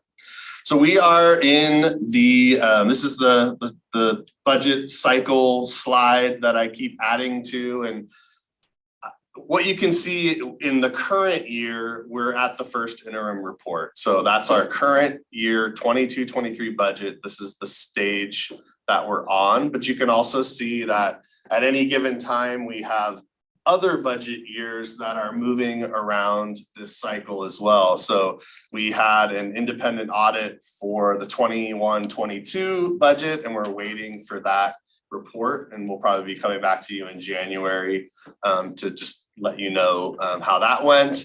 And then we're also anticipating the announcement in January in just a few short weeks of the 23-24 budget. So you can see that there's always, a few plates spinning. What's the objective of an interim report? I know most of you in this room probably already know this, but just for those that are trying to understand what a first interim means, it's the actual activity from July 1 through October 31st of this budget year. And it also projects, based on that activity, it projects out to June 30th of 2023, so one whole fiscal year. And the interim report contains a detailed budget based on actuals, assumptions, and projections, and a 3-year, multi-year projection, which kind of shows the district's ability to meet its financial obligations in the current year and also in the 2 out years. And at the end of an interim report, the board must approve the certification of our financial condition, positive, meaning that we can meet all the obligations, qualified and negative, which we won't even talk about because we'll never get there, but that can happen. Many of you have seen this slide before. Really wanted to just sort of highlight that usually we're talking about how 2 districts are funded differently. One of them is an LCFF district, one of them is a basic aid district. And this and the slide after this will show that at this snapshot moment in time in October, of October 31st, based on the assumptions and the revenues, the high school district flipped into LCFF status. And we'll talk a little bit about why that is in the next slide. So you can see that the 22-23 projected property tax revenue there, that's based on the assumptions that we get from the Marin County Office of Education. And then you can see the LCFF entitlement that was calculated for the high school district. And we're talking about a difference of $282,000. And so that is because the LCFF calculation this year was like no other. And so it just sort of outpaced the projected growth rate of property tax at this point in time. All the conversations that I'm having with the county office are saying that by year's end, it will likely flip back into basic aid status based on how property tax growth occurs. So we'll be watching that really carefully. And Bob, just a quick question about that. Have we seen similar projections for other formerly basic aid, now LCFF? I'm thinking of Miller Creek, Clarksburg, Madera. Are they kind of in the same boat as us, that we're kind of on the edge? Yes, Ross Valley School District would be another one where we're at any given time during the year, you're kind of watching to see how the revenues come in, how property tax growth happens. And you're kind of riding that line. And so our high school district is in that situation now. The projections that I see when I work with the county office show that it's like that this year, but likely will flip back into basic aid and then grow slightly farther apart in the out years. So I don't know that this will happen again, but it is certainly happening at this particular moment. So I'm not going to spend a ton of time on these slides because I think we're going to get into much more depth in this later. But you can just see some sort of basics with our unrestricted budget in the elementary district, close to $58 million. If you look at unrestricted and you add restricted, you're looking at a budget of $95.8 million. Our unrestricted budget represents 61% of our total budget. And so that means that our restricted is about 39% of the budget. And then there's some pie charts that basically show the same thing in graphic form. Then for the high school district, we're looking at an unrestricted revenue at almost 35 million. If you include the restricted funds, we're looking at 54.3. So very similar to the elementary district. The unrestricted budget is about 65% of the total budget, and our restricted budget is about 25% or 1/4 of the total budget. And then some pie charts there that basically show how we get our funding. Earlier in the slide, when it showed the two buckets and how it is often used to illustrate that one district is funded differently than another. In the calculation for each district, you have property tax revenues for that area, and you have something else called the education protection account. I believe it was passed in, I think it was 2016, Prop 30, basically pulled some funds out of the general purpose state budget and gave to districts as part of that calculation. And it's something that we have to report on. We have to show in the first interim, really in any of our budget reporting periods, we have to show that, here's our estimated education protection account revenues. And we really budget all of those in both districts to certificated instructional salaries and benefits. And so this is really just a mandated way to report on that. So you can see that for the elementary, and then the next one is in the high school district. And so that just is part of that LCFF calculation that we get from the state. So looking at expenditures, similar slide, you can see our expenditures in the unrestricted is almost $50 million. Restricted would be close to $44 million, total is $93 million in terms of our expenditures that are budgeted for the 22-23 school year. That's an important thing for me to talk about, is that what we're talking about is the difference between what we budgeted in at budget adoption in June and what we are now showing as the amount that we need to budget to get us through the end of the year, right? So that's what we're talking about. It's not like these funds have already been expended. It's our projection of, based on the business we're doing right now, where we're headed, right? Go ahead to the next slide. And then you can see the elementary expenditures. To note that 81% of our unrestricted and 80% of the combined go to salaries and benefits of all of our employees. So roughly 80% of our budget it goes to people. We're a people-heavy business. When we look at the high school district, very similar to the slide before, 28.5 million of projected expenditures in unrestricted, 53.5. When you look at combined, that means our restricted revenue or our restricted expenditures are projecting at about 25 million this year.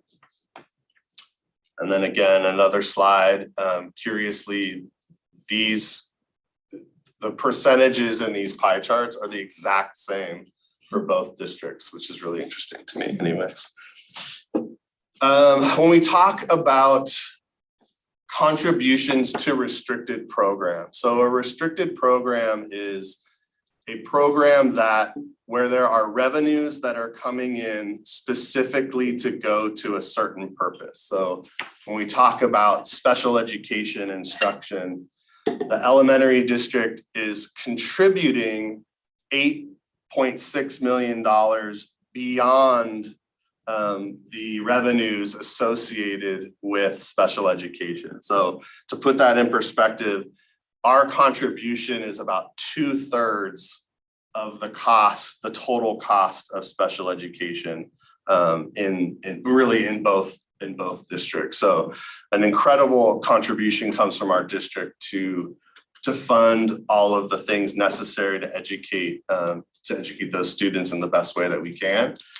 And then the restricted maintenance account is really at the end of the year, it's the 3% of the total expenditures that we need to set aside for restricted maintenance and to keep up the running of the district.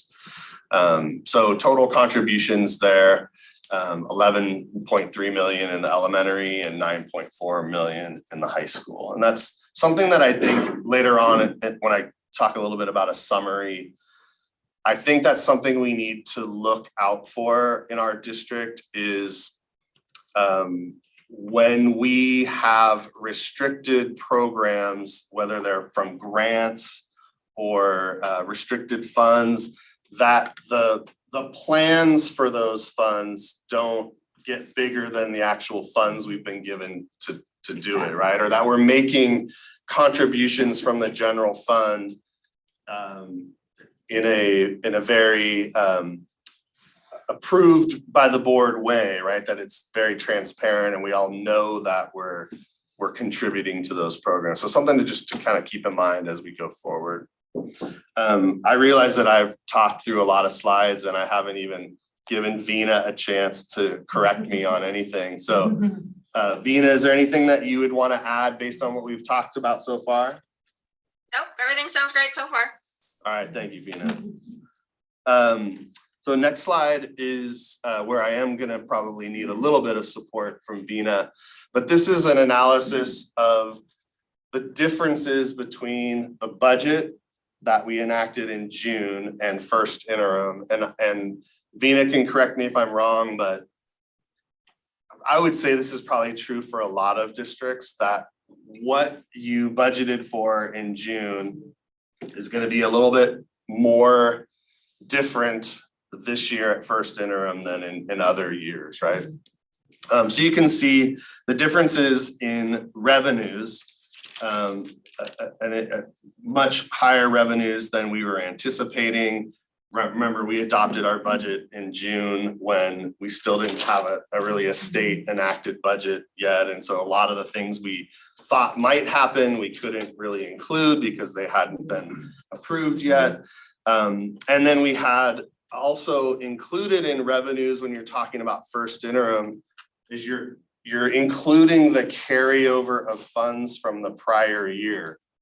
So funds that weren't spent in certain areas, talking mainly about federal dollars, title dollars, or other state one-time dollars that we are then carrying over and count as revenue in the subsequent year. Anything you would want to say about revenue, Vina? Nope, that pretty much sums it up. I mean, this looks pretty standard for most districts at this time, adding all the carryover. Everybody's adding those one-time discretionary block grants and restricted, and then just train up with revenue that you know to date. Yeah. And then when we look at our expenses, we have salaries for certificated, classified, we have benefits. And really what we discovered is that there were FTE or full-time equivalent, basically staffing that was not included in the adopted budget and probably should have been. They were not rolled over into the adopted budget. And I think part of that is just some of the turnover that we've had in some of our positions in the business office. But we've also, so there's that piece. It's like we didn't budget enough, and we've also done some ads of certificated and classified employees based on the needs that have come to us based on our goals, right? So there's a pretty significant amount of ad there. Books and supplies, it's really that. So let me back up. So when you see anytime you see something in parentheses, we always think we're subtracting. When you're looking at it in this way, you're thinking about that's things we should have budgeted for that we didn't, or things that we have now added that we didn't have in the prior budget. So a little bit of a different way of looking at that. But in terms of books and supplies, most of that is carryover from one-time funds being recognized or being budgeted now in the current year. And was an allocation of, do we skip to the high school district? I was gonna just say that. Okay. That we, so we have two, so the two items were separated, but this is Okay. elementary. I mean, yeah. they're very similar in a lot of ways, but that when I got down to books and supplies, I got thrown off. Yeah, you noticed Sorry. that it wasn't.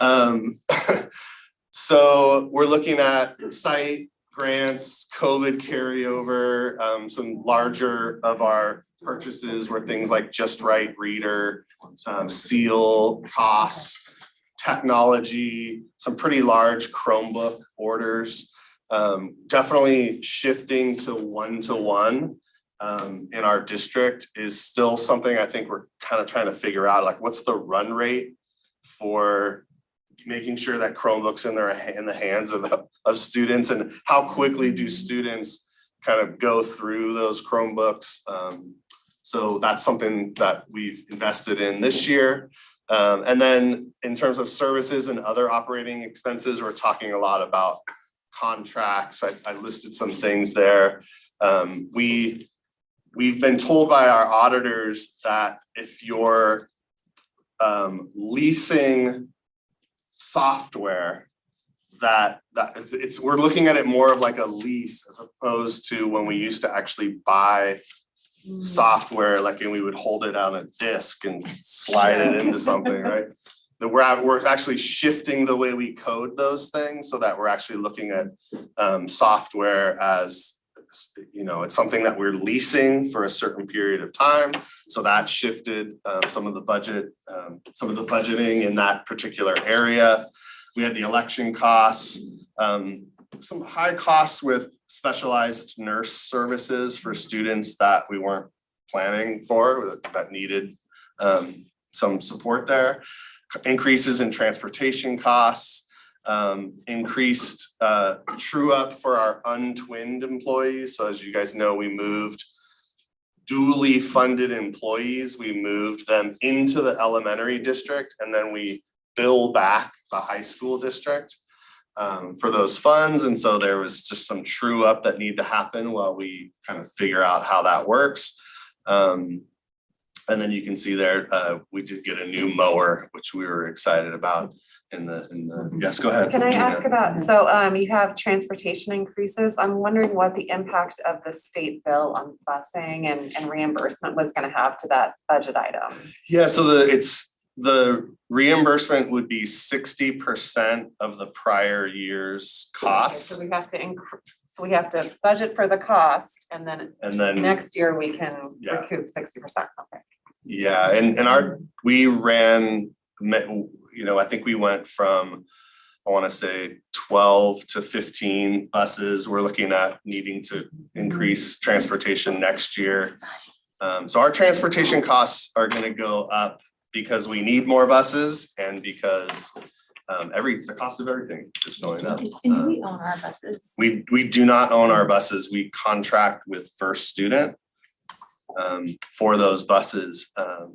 And we're in a little bit of a negotiation with First Student right now because looking ahead to next year, needing to add more buses, they're saying we don't have those buses. And so we're gonna need to work with them to procure more buses, and that's gonna probably factor into some of our transportation costs. So we won't bargain away from the table there with First Student, but that's something that's in the works. And then you can see, go ahead, Lucia. No, Jim had it. Oh, Jim, you had a question? Well, yeah, so is this saying that we've got $27 million more in revenue than we thought we were gonna have, and where you had 17.9 million more in expenses, more than we thought, for the difference of 9.2 more in revenue just between now and the summer?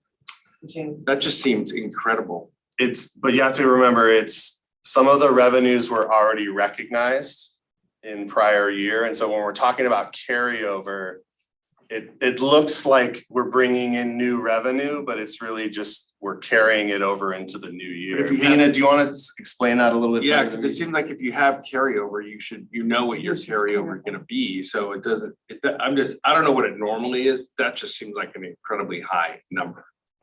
Well, if you think, go ahead, Vina.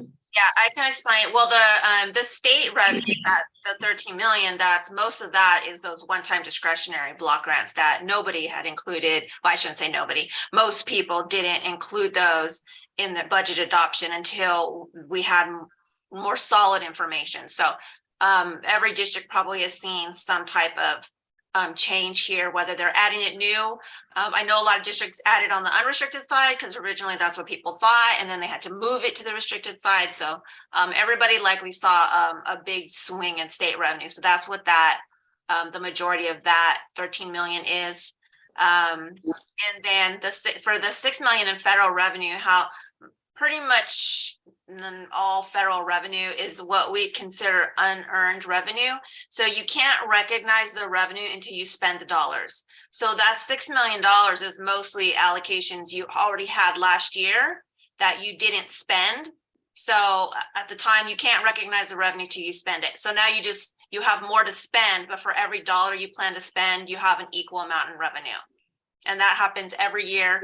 And this is the shift. This is usually the biggest change at first interim. It's when everybody's reloading all this restricted carryover, and a lot of the federal dollars, they're just the ESSER dollars that are still keep moving forward.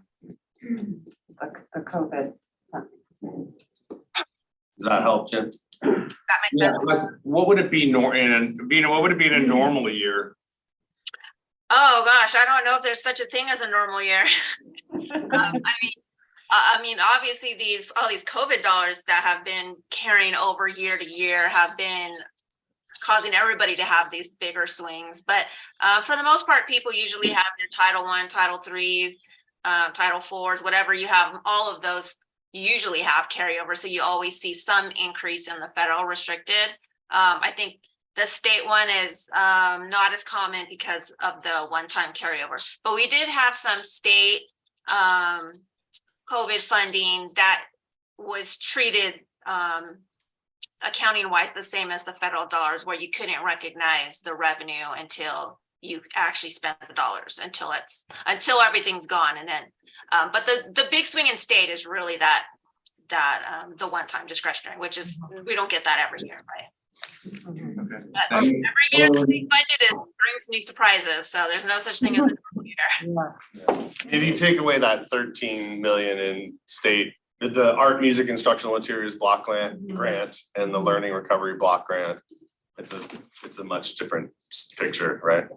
Has this been allocated, this carryover? I mean, or this is part of the budget? I mean, this is that we're going through that process now. Some of that carryover is district carryover, some of that is site carryover. And so part of what probably happens every day in Chris's office is site leaders, communicating with her and trying to, okay, now I got my carryover, I want to put it here, here, here, and here, right? So that's part of the ongoing. So you say site, you mean schools? Sites, yeah, school Yes, sites. okay, Yeah, school sites. School sites. And also the one-time discretionary block grants, we haven't budgeted the expenses for those yet. We're just recognizing the revenue right now until Bob and the admin team and you as a board decide what we're gonna spend the money on. Okay. Any other questions about elementary? The high schools, it's very similar story in almost most ways. Trying to look, see if there's anything that's different. Pretty much the same story. Yep. Okay. So now we're getting into some of the assumptions that we make about when we're looking at our current year projections and we're looking at multi-year projections. This slide I think is just interesting because it tells the story, like the COLA story from the January proposal on through the May revision, what was enacted at the budget, and then it even changed again with the trailer bill. So that, and then you can see how the two out years, 23-24 and 24-25, what COLAs we're using in terms of our projections in those years. Okay. Some of the primary budget components for us is really looking at ADA. As you guys have heard me talk about before, probably at the 45-day revision, we talked about the different ways that the state was allowing us to calculate our ADA to help with that fiscal cliff that everyone was talking about. And so we're able in both districts to use the third prior year ADA. So essentially what that is they're allowing us to factor in pre-pandemic attendance rates into our 3-year average. And so it really helps us out quite a bit. So you can see for the elementary district, we're looking at 43, almost 4,400 ADA versus what we would project in our current year at 3987. So it's a pretty big difference of about 400 ADA. So that's a huge help. And then the high school district, similar story, but it's a difference of about 113 ADA. So we're being funded at a much higher rate than actually what our average daily attendance is. And then these are the unduplicated pupil percentage numbers that we're using from the Marin County Office of Education's LCFF calculation. Remember, unduplicated is English learners, homeless and foster youth, and low socioeconomic students. Anything that you would add to that, Vina? Nope, you're good. So this just goes through some of the other planning factors that we use. We already talked about the COLA, the STRS employer rates, the PERS rates. STRS continues flat through this year and the 2 out years. PERS rates are projected to continue to climb. The statutory unemployment insurance rate there is pretty flat. The lottery amount of money that we get per ADA, the mandated block grant for districts, which is really a way for the state to reimburse districts for the activities and work that they mandate that we do, right? So if they mandate it, then they have to help pay us for that. And then the special education base rate, and then another new piece is the transitional kindergarten, $2,813 per TK ADA. And then we also looked at step-in column, which on average is about 1.5%. In elementary districts, it's a little bit high, it's calculated a little bit higher than that. It's about 1.7. We've settled with 2 of 3 of the bargaining units, but we've built in 5% into the budget for everyone, just as a safeguard, because we wanted to make sure that we were factoring that in.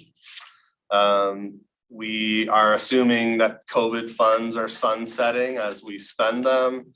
We already talked about those 2 grants, and then we talked about the homeschool transportation. Next slide. So we've talked about these 2 big grants, and you can see the amount as of October 21st for the first 2 there. We haven't spent any of those funds yet. We haven't even seen any of those funds yet, but that's our allocation that we're getting from the state.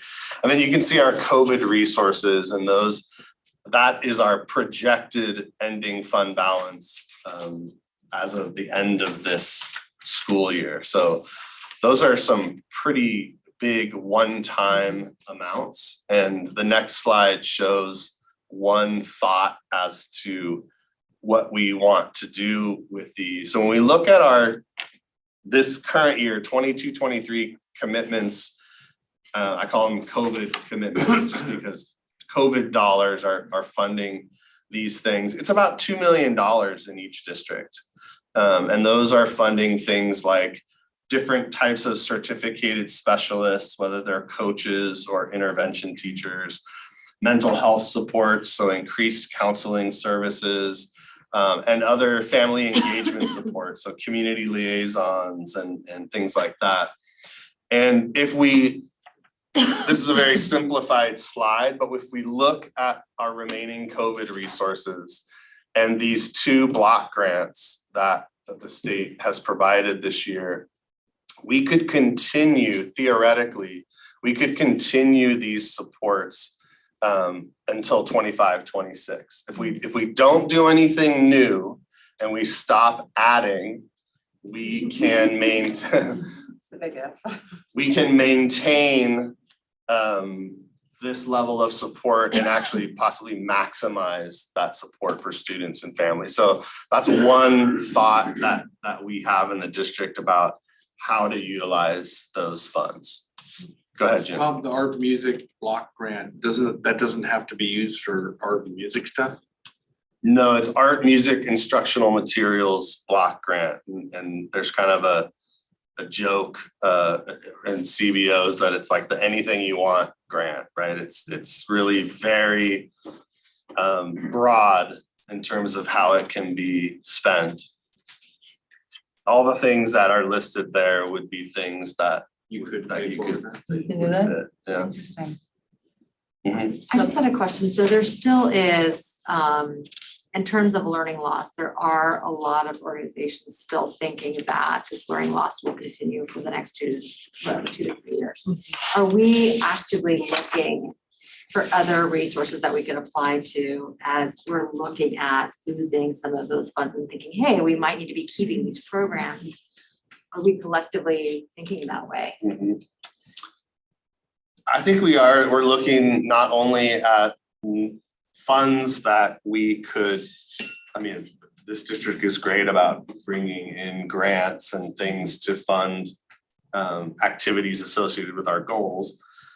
We also need to really be analyzing the things that we're doing and look for savings toward, like, as we work towards sustainability for some of these programs that are really important to us. I mean, if we think about the level of counseling that we have in our schools right now, if that is something that is of utmost importance to our community, then as a district, we need to be working over the next few years towards sustainability of those programs. And it's going to take, it's a really complex planning process, but I think that we are moving in that direction and thinking about how we do. It's really about sustainability, right? Yeah, I think it would be interesting to see which programs have we, like counseling, support services, which ones are really critical for the next 2 to 3 years as our kids are catching up. More intervention. Thank you. But all I see is really a lot of money here, and I know about many needs that the students have. One of them would be the different clubs that they have at the different schools, where parents are asked to pay for the uniforms, the sports uniforms, and I think we could pitch in with it. I mean, just asking. The other concern is that kids need tutoring in reading and math, and this has been going on for the latest. And I don't know what it's gonna take to somehow fit it in, unless I can really see from here. I don't know if it's included already, but I would like to bring that out. And I also want to mention that during the presentation of one of the union reps, she said that it's mandatory to have a reserve of 3.5, and we have 17% reserve, which is higher than the usual. So I'm just thinking, is there any way to work this out and look into these different needs that the students have now? Or maybe not even touching the reserves, but if we have this going on till 26, maybe we can pull some money from the different paths that you have going there. So a couple In things. my vocabulary, I just know what we need. Yeah, Thank you, a money. couple. It's just needs are out there. A couple things to address there. I mean, one is that I think, and then maybe Stephanie or Tyler can speak more to the effort around tutoring and getting students, having that service available. I know that there have been efforts made to get that going, and so I can't personally speak to that as well. I don't know. At some point, maybe. Yeah, that that's would be a something they can speak conversation to. that we will see, and I already mentioned to our superintendent, but I know that everything that we serve the students with, everything has to do with money. And this is the money presentation. That's what I do. I bring this out. The other piece that I want to address is the reserve.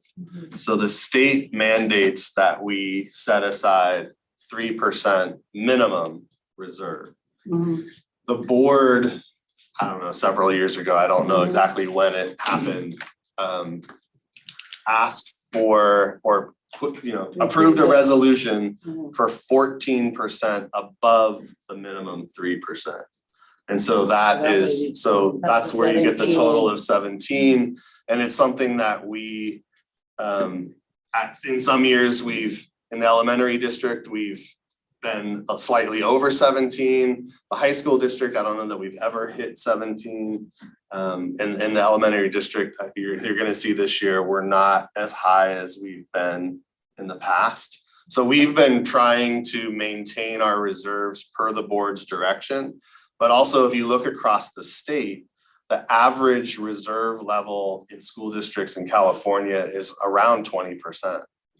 Oh, so we're still below then? So at times we've been kind of right at average, and this year I think you'll see that we're maybe a little below that. Jim, you wanted to say something? Yeah, so that before you all came, the board had lengthy discussions about what that reserve should be.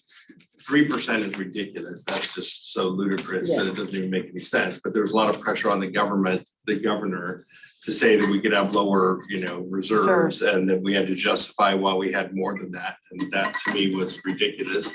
But I think the 17% was, we looked at what the county recommends, what other school districts are doing. And I think when you realize how little our reserve is in terms of how many months of payroll it is, having 17%, I think, is a really good goal to shoot for. As Bob has said, the high school district is under that by a little bit. So we're, without making major cuts or anything, we want to try to get to 17, and elementary is over that a little bit. But I think that 17% is still a really good goal to shoot for, because you never know, we know that funding is going to change dramatically in the next couple of years. And that helps us with things, we don't want to do layoffs if we don't have to, things like that. And we have to be very careful with our reserves. We got to be really careful with this new money that's coming in, because we don't want to hire all these additional counselors this year and then fire them all next year. I mean, the ability that we've had to be able to add counselors, just one to our elementary schools, our newcomer counselors, that's all based on this funding.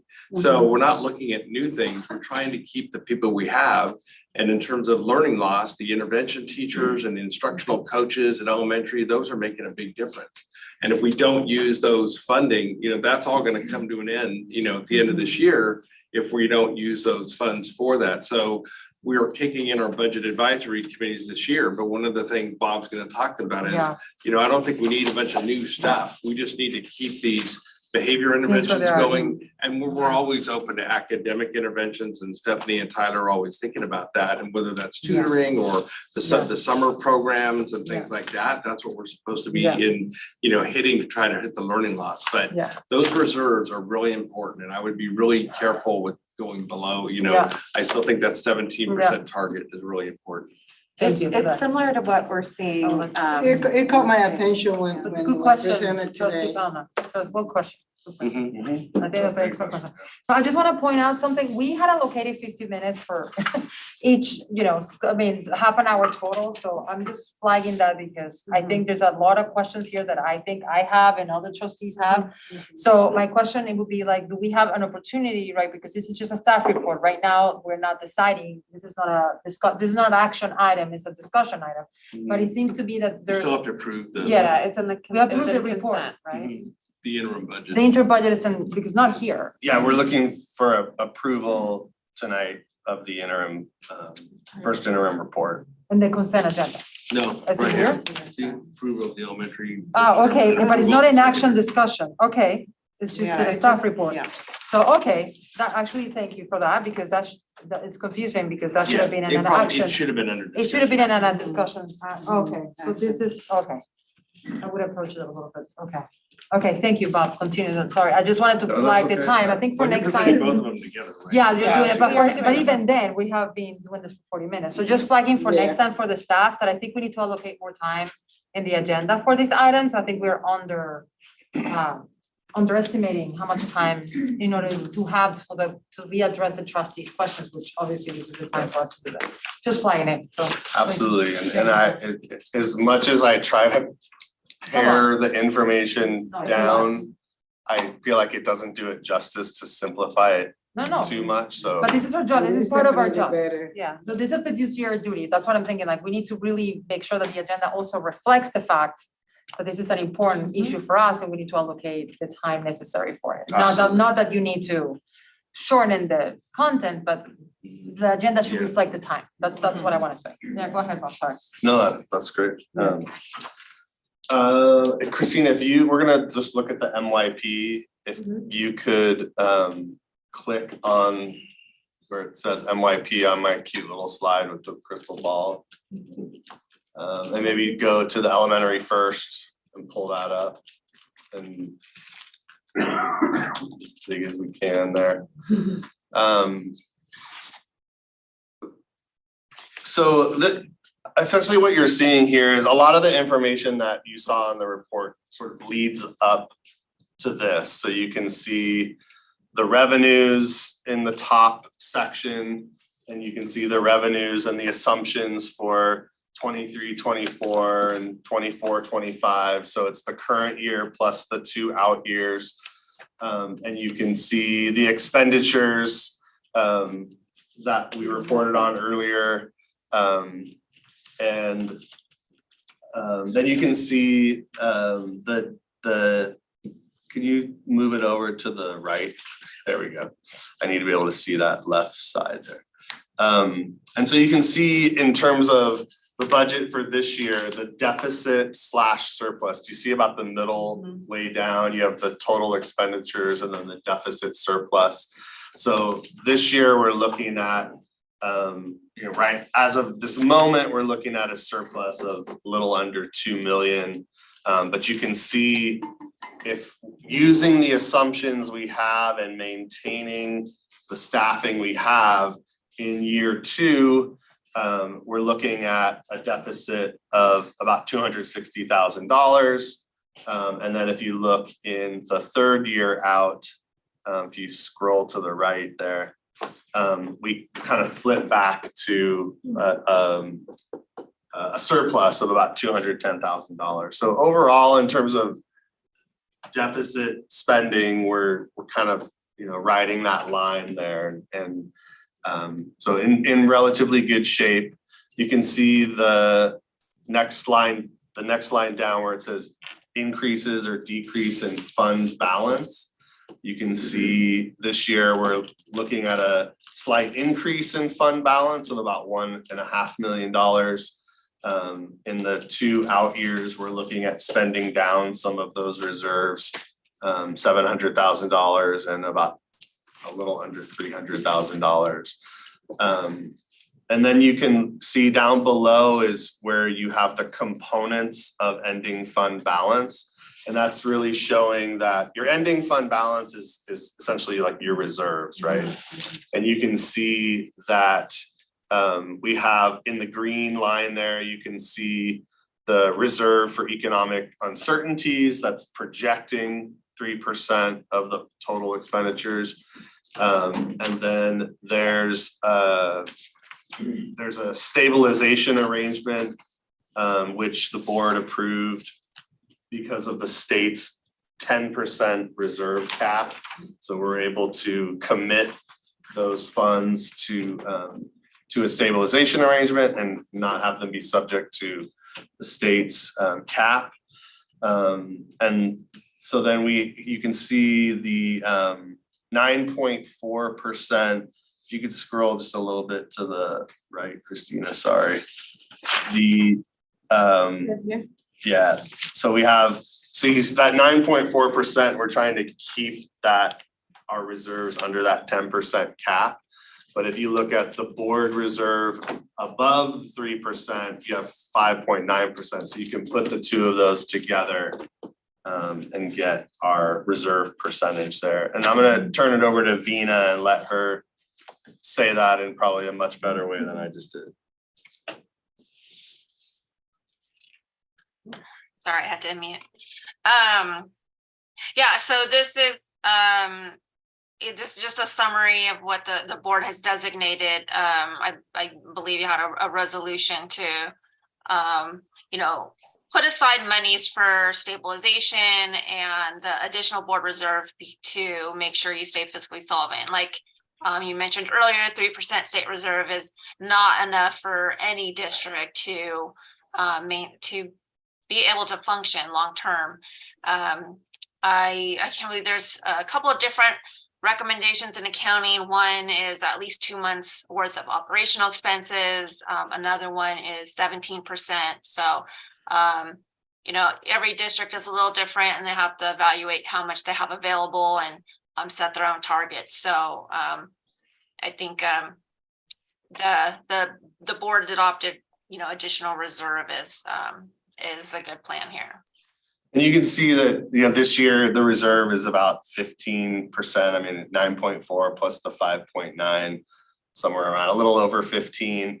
And then in the 2 out years, that actually grows by a little bit. So that's something you want to see, that we're working our way toward the board's identified reserve amount. And then Christina, if you could just maybe take a quick look at the high school and then I'll try to wrap us up because I really does not feel like I've been talking for 40 minutes, but it might feel that way to you. 50. So. Almost 50, that's okay. Same thing with the high school district, and we'll just like go right down to the bottom. You can see in the high school district, we're not looking at, when we look at the combined budget, we're not looking at deficit spending.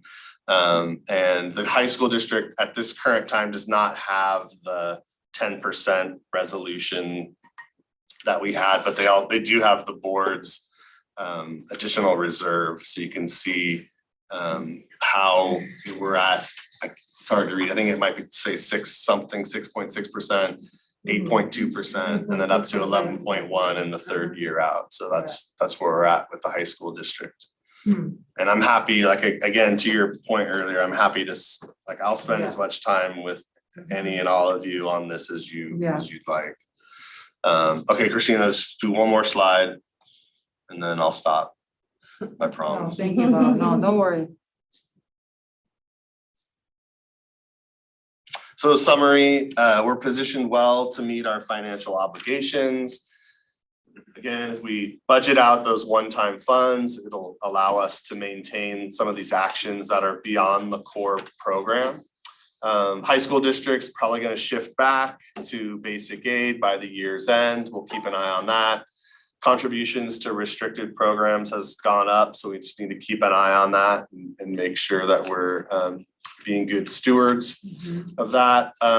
Enrollment, the ADA is sort of trending down in both districts. That was happening before the pandemic, so that's not like anything new, but I think the elementary is going to hold steady for a couple of years while we continue to implement TK. And then we'll probably catch up with the birth rates in Marin and start moving downward. High school is going to slowly trend down, but we always have the newcomer enrollment, which is unpredictable, and it's been much higher in the high school district. We always need to continue to right size our staffing as we move forward and as we invest in those programs beyond the core. January to June goals, we're going to be onboarding a new fiscal director that is in the process right now of going through the post-offer pre-hire process. So we'll be bringing that to the board at some point in January. Really excited about that. We need to continue the cleanup that we've been doing, identifying savings. I mean, we did some of that as part of this process for first interim. I think we're coming back at second interim. We'll have an even cleaner budget. And then we need to work together to identify what actions are we going to roll to 23-24. And that's going to be really a process that everybody in this room is involved in to some degree. So. Well, thank you very much. Thank you, and especially congratulations on the hire of a new fiscal director. That's great news, and hopefully that helps you too in the business office overall. So that's great. That's great news. Thank you also for participating, Vina, for being here. I don't have any also final thoughts or anything. Thank you for having me. I enjoy working with Bob and Chris and the whole team. Thank you for that. Thank you. We enjoy working with you too. I'm gonna ask my question. Yeah. Yes, thank you. So if the trustees don't have any more questions, I would like to open it to public comment. Anyone here in the room who would like to make a public comment or via Zoom? Seeing none. Excellent. Oh, the trustee does have a question. I do. I That's just wanted okay. to make sure because it's an action item that we public comment. Yeah. Two quick things. First is the ADA versus enrollment discussion. This came up at CSBA. This is something Delegate Assembly is looking at actively.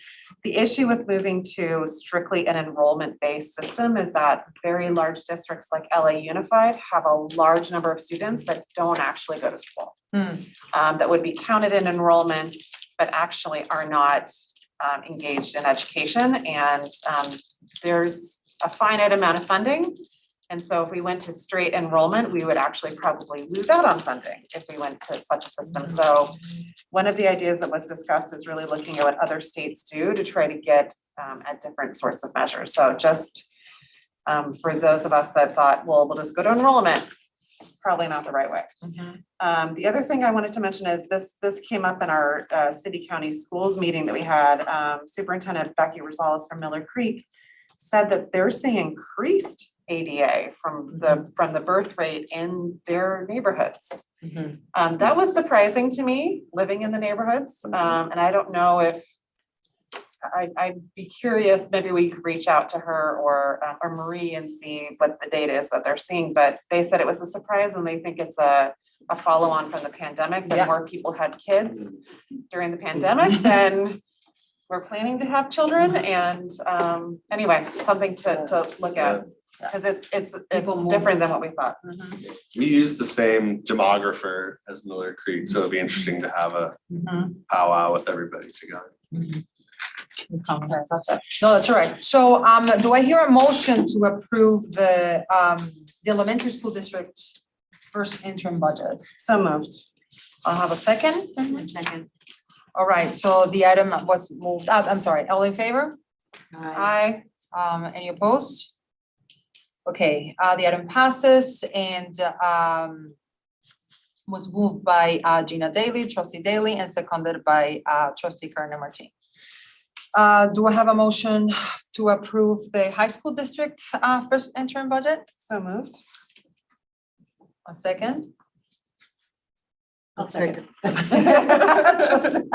Okay, so the item has been moved by trustee Daly and seconded by trustee Palma. All in favor? Aye. Any opposed? Abstentions? That motion passes. Thank you very much, Bob. Thank you. All right. Thank you, Mr. Marquis. All right, so we have two items that are updates, actually are updates, right? These are Yes, no these are. approvals. Okay, great to know. I know, these are the type of things that President Jackson would have caught.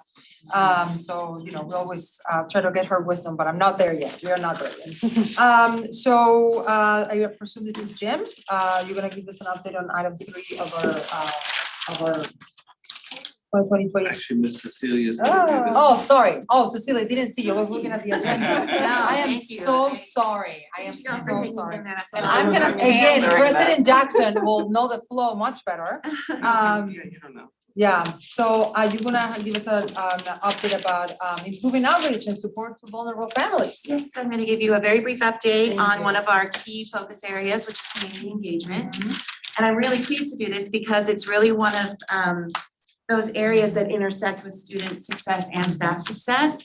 So I'm gonna share with you tonight some of the work we've done around our DLAC committee, recent professional development that we were able to offer our community liaisons and some paraeducators and parents. And then talk a little bit about the work we do on a regular basis with our community liaisons. So the first thing I want to talk about is just DLAC, and I want to start off by just thanking Trustee Palma and Trustee Martel Dow because you regularly attend our DLAC meetings. You always contribute to the conversations. You offer a lot of wisdom, insight, and a lot of really productive and helpful feedback. So we appreciate that, both Pepe and I, because we both co-lead and co-facilitate those DLAC meetings. So DLAC, I like to look in two ways. DLAC is an advisory committee, so it does have a formal function. There are requirements, compliance requirements, and then there's also state requirements. The whole purpose for DLAC is really to inform and educate our English learner families on their rights and the protocols and the processes that are in place to ensure that our English learners are receiving an adequate education and that we are doing our part to properly monitor their progress and to ensure that they're successful.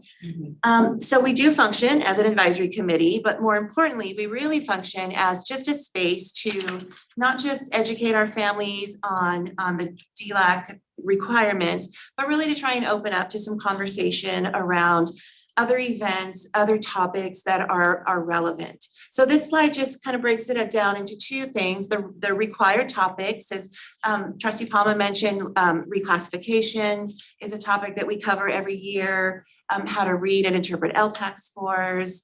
We always ask for feedback on our district needs assessment, on our district strategic plan, our Together 2024 plan. We go through a training every year on the roles and responsibilities of DLAC, and then every month the site reps from the site CLAC, which is the Site English Learner Advisory Committee, they report out to the group, and it's always nice to hear what's happening across the district. But more importantly is we like to cover topics that we hear coming up directly from our sites and from our families. So the last couple of years, we spent a lot of time talking about COVID protocols. I mean, we spent a lot of time really reiterating messages that were happening both at the site level and at the county level. But we also try and include what we see as needs of sites at the site level. And we hear those needs predominantly from our community liaisons who we meet with monthly, and we'll talk a little bit about that in just a few minutes. But you can see some of the areas that we regularly cover. We talk a lot about the Aries Parent Portal, support for parents, connecting them to community services. We often have a guest speaker or a guest presenter come to talk to our families about a multitude of topics. For example, our last DLAC, our DLAC kind of required topic was around reclassification, great questions. And we had follow-up, which was really nice. I had phone calls and emails the following day, which made me really happy because every time we present the information and have these conversations, families are really understanding at a deeper level how important it is that their child gets reclassified, which questions to ask, what they should be looking for. And then we had a guest speaker. Last week was Vice Principal Armando Ceguera from San Rafael High School and did a nice presentation on the A through G requirements. So really trying to weave in a number of topics. So that's our DLAC. One of the things that we really, it's just one of our key actions is really to fully engage our families. DLAC is one way that we're doing that.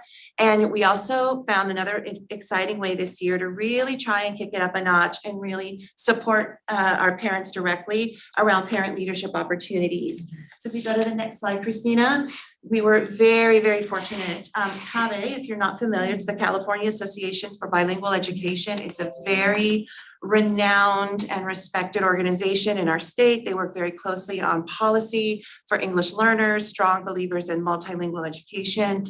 They put on an annual conference every year, but they also put on a regional conference that's specifically for paraeducators, paraprofessionals, and parents. So we were able to take 17, we had a group of 17 of us, jumped in our cars, we had carpools, and we went down to Monterey last week. Nice. It was lovely. We drove down Monday afternoon. We took 9 of our community liaisons and family advocates. One of our instructional assistants who was a newcomer at Bahia Vista. She just recently graduated college with her psychology degree, and she's an IA in our bridge program and wants to become an ELD high school teacher. So that was really exciting. She was thrilled to be there. We had 6 parents that came, and then myself and Principal Quesada from Benicia Valley. So like I said, we drove down Monday afternoon, spent some time doing some team building, had a great group dinner, great conversation. And then the following day, we had the full day conference.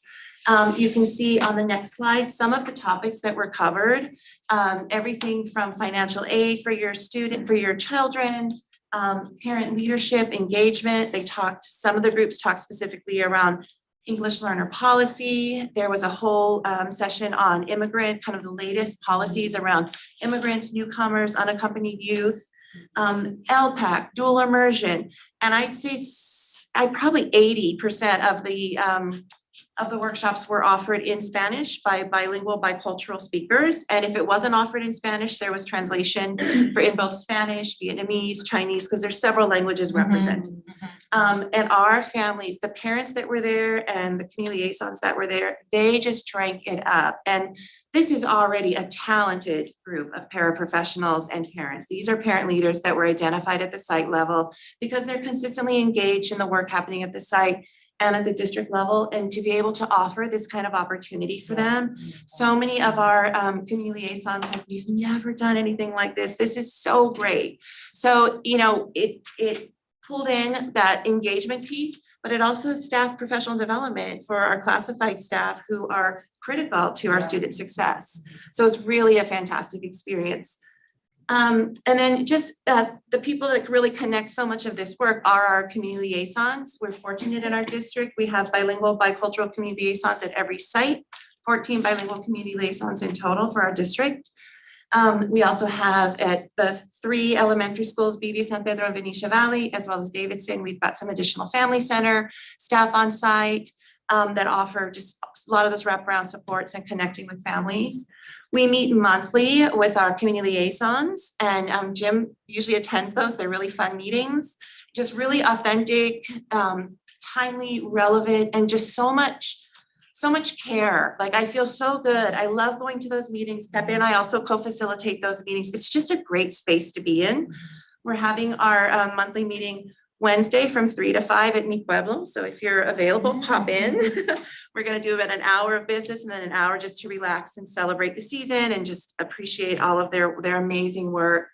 And what's really nice is we've been facilitating these monthly meetings for almost 3 years now, and there's such cohesion between these community liaisons.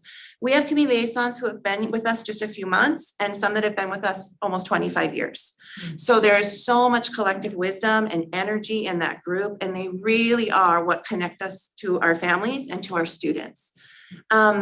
They do everything from helping to co-plan and co-lead the ELAC meetings, family engagement events. Right now, the new liaison at Glenwood was doing a shoe drive with families, and he takes pictures and he texts the groups and says, hey, I got some boots that are size 10. Do any of you need these? We don't need them. And so it's just really, really beautiful, the synergy that builds up in that team.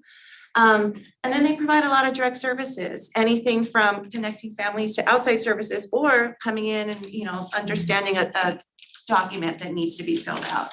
So I just can't say enough about our community liaisons, because they, not only are they the connectors, they are representative of our families.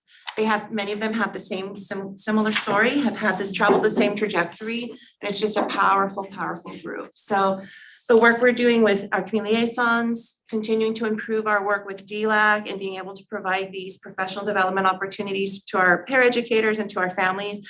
We just feel like we have some really, really good momentum going, and we're excited to grow the work. And that's my brief update. Cecilia, thank you for being so brief. Much appreciated. Thank you. But I would love to know if the trustees have any questions. This is great. I was just gonna say, I don't have any questions. I just want to thank you for your role. I actually attended a CAVE session at the CSBA, and it was about how do you build community and belonging in your schools, and it was a lot of what you just talked about. So I'm just super excited to see more of this, and CAVE's been around since I know when, but thank you for leading this charge and taking, or whoever went, but super important. We need to build more of this with our community. So thank you. Any other trustee? Thank you for your presentation, Cecilia, and I really love to see how parents come in and share at the DLAC meetings because of the space that you and Pepe offered to them. Otherwise, they wouldn't have the freedom to express, how they feel, what their needs, and all these different questions, and you guys are doing a really great job. And I'm glad that this is happening now. Thank you. Yeah, we love it after every DLAC meeting, because we're doing them hybrid. Our families really expressed last year, they appreciate being able to just get onto Zoom. A lot of barriers are eliminated. So on average, we have probably anywhere from 70 to 80 people participating.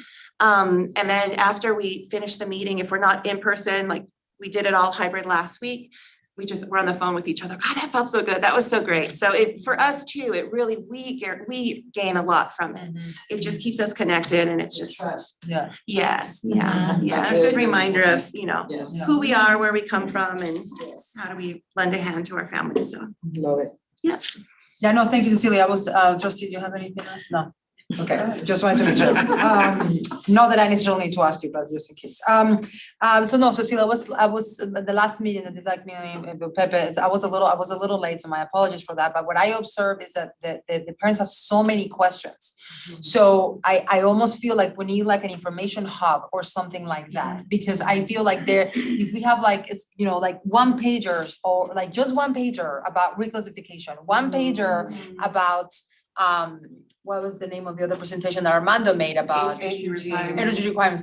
Like, I just feel like at that moment, I just wanted to have a link and just like, more information, here's a link for you. Yes. Right, where you have the different flyers or one pagers where people can actually access the information in a simple bilingual way. That's just an idea I had. No, I love that idea. Because it was so overwhelming, even for myself as a trustee, it was tons of information. And I felt that the energy that you saw, that you both experienced, I really wanted to capture that and like continue it. So all these activities is really so vital because you do get that energy from parents and try to get the momentum to keep them involved in the education of their children in their schools. So I just really want to say congratulations because it is really a lot of work to put that information out there. And you're doing the best you can to actually try to, connect parents with the resources that they need. So thank you for that. Much appreciated. One quick comment, and maybe I this is knew a it. bit, sorry. It's okay. If it might be aspirational, but there is a lot of effort right now in the waning days of the lame duck session in Congress to pass an immigration bill. Yeah. And specifically a bill that would not only protect the people that have DACA status right now, but the larger dreamer population, potentially temporary protected status as well. I imagine that we would have many people in our communities, both families, but also staff and our young people that would qualify. If that happens, and I'm gonna hold out hope that maybe something will, because we gotta have hope. I would love to see if we could use DLAC as a way to give information to those families, to those students about how they can take advantage of this if it comes to be, just to be that additional resource. And hopefully Congress will actually get something done. Yes, use them your mouth. Yes. Totally. Yeah, totally. Those are Yeah. good news. I do wanna have a suggestion for the Yes. DLAC meeting. We need to find the right translation for the word college. Because they all, I mean, Yes. I was also, you guys are really doing great. I mean, I enjoyed going to DLAC, but there's some words that Yes, they they're just not don't connecting translate, yet. right? Like our So high we need school, to and- change that. yes. We need to come up That with was a good conversation, and we That's actually were talking great. about doing like You a cheat sheet. visual and being really clear, Yeah. because even in different countries, it's used It's a little bit different than what she different. said in other Right. countries. So Yes. we somehow let's. Oh, that happened. I mean, but Marina and I were connected. It's like, oh my Yeah. God, we need a cheat sheet. How do you say it? How do you say in Salvador? How do you say in Venezuela? It's a Yeah. whole. Like our high school in most Spanish-speaking and Central American countries, there's kind of two tracks and they're referred to in different ways. Yeah. So we do have to be more cognizant of that. Yeah. Yeah. But it was great, very informative last Great, that makes Thursday. me happy. Thank you. Yeah, it was great. Taking all of that and put it in somewhere else, it's just like the energy and everything. So it was fantastic. Really, it was. All right. And any suggestions, just Oh, contact me because I'm happy. We have opinions. No, as I'm you can happy. tell. It's just- That is the advisory part of DLAC. That's the A and DLAC. I know, we all have opinions, all of us, so thank you. So, thanks for the space. Thanks for the space. No, you're fine. All right, thank you. Oh my goodness, I feel bad giving you all so late, but Pepe, thank you so much for presenting on Deepen community partnerships, community schools planning and implementation update. Is this your first presentation in your Yes. role? Woo! Welcome, Yeah. Pepe. She called me, told me we're maroon today, so we can Yes. match, follow her. Not planned. And her presentation template's identical, so I'm trying to be like Ceci. Because It's like, so, it's really fun to work with her and all the work that you guys should have about. I mean, we're now across, we're running back and forth all day long. And it's exciting. And thank you, Jim, for my first board presentation at 9:05. Welcome to the party. So I only have about 45 minutes for you guys. I will go really, really fast. So the goal is that you guys all approve it together 2024. And this one, 3.2, deepening community partnerships. It's pretty self-explanatory, and it's actually kind of ironic. I'm watching equity, community, and joy right in front of me behind you guys. This community schools opportunity is truly going to focus all of that in one package that hopefully, if delivered and implemented well, our community will really have access to so many more services, aligned support systems. Robin Pendela here with us from Marin Promise Partnership. He has been our go-to. He wrote and helped Cecilia write the the planning grant that we're in now. One of the key factors here is getting the implementation grant at the end of March. I'm feeling pretty good about it, but you never know. But that is the big goal here, that we're gonna get the the implementation grant, which went for the next 5 years will support this work. I wish Linda was here because Linda Jackson has been the key board member for the past 7 or 8 years. I think she went to Omaha. Bob, I think you might have gone to Omaha, Nebraska. Yeah, you did. Lincoln, Nebraska. Lincoln, Nebraska. How dare I confuse the two? So this work has been around for a long time. This is the first time that there's funding and systems of support around it. I am not gonna make you guys watch the 3-minute video in English or Spanish, whatever you choose to. It's a great overview and it's 3 minutes, but it does set a good tone of the different resources that can be pulled together to truly support a community. I can click. Come on, Christina. I know they really wanna watch it at 9:15 tonight. I but, can't click. You There can't we click are. out, there we go. I'm watching both. So the goals and the approach are pretty unique, but not really unique to San Rafael. We have been doing this work in some way with our family centers, with our partnerships. Marin has a wealth of resources around. We don't always play nice and we don't always align. So I think this is one of the key goals that we need to do. There is a national network out of New York. There is a conference coming up in, I believe it's in June. The California Department of Education has their own network and they're putting regions out. Our region, I believe, is in Alameda County. They've absorbed and we're fit into that region. And it's just this whole coalition that you really have a support network to really build communities that support everybody. The whole 4 pillars that we're really gonna engage our work on are family and community engagement. So that goes right with our community goal in 2024. The practicing and collaborating with educators in professional development to really better our culturally relevant practices. Whatever PDs each individual site in the communities we're trying to get to, they need, we can align the work to it. Extended learn opportunities before and after school. A lot of our families are working. We have a robust systems in place now. How can we improve them? How can we increase them? And then the integrated supports. Now, this one is everything from health, social, emotional, physical, you name it. We want healthy kids to be able to show up at school ready to learn. And that's where it all is going to come together. This is the work. And these are the targeted schools that we're collectively investing in. It is the Canal neighborhood from the elementary that feeds into the middle school, that feeds into San Rafael, with Madrone in there. Venetia Valley, I was joking with Mr. Q that he's the stepchild of the group, but they are an unduplicated percentage school that qualifies here. So if we can really work together, we will amplify our support for our most in need community. There is funding attached to this. So if we get the grant, which hopefully with Robin's amazing support, we'll get there. We'll be able to add revenues to our budget here that are connected to those pillars and the work that we want to align with. So our first meeting is coming up this Wednesday, as Jim knows. Can you go back to that for a minute? Yep. The fund, is that, so in grant years 1 to 4, is that, that's a total of 300,000 or like, I'm just looking at Or BHS, 300,000 per year? Per year. Per year, and over the 5 years, then it comes to 1.545 for Bahia Vista, and totaling almost $9 million. In that last year, they do try to give you less, and I think Bob alluded to this in his work, that we need to develop systems that we can then sustain. Because once the money ends, if the program ends, well, it was great while it lasted, so I think that's the whole mission behind offering less money at the end. You can see the unduplicated counts, which we are targeting the most students in need, which is that equity-based model.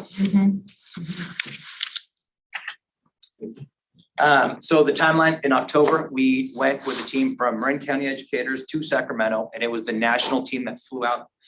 They were doing a road show all over California.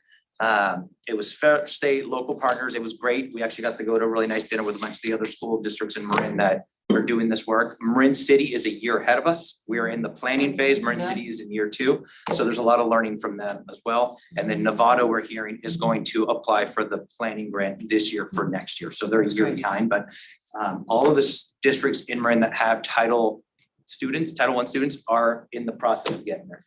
So November 1st, came on board.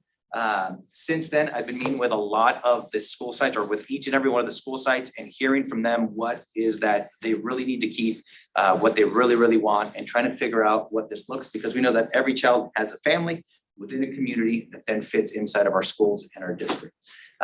What's coming up now is this Wednesday is our first advisory council. There'll be another one in January, another one in February, and then the March deadline for the grant is in March. So it's a pretty quick timeline, because March and January are very short months.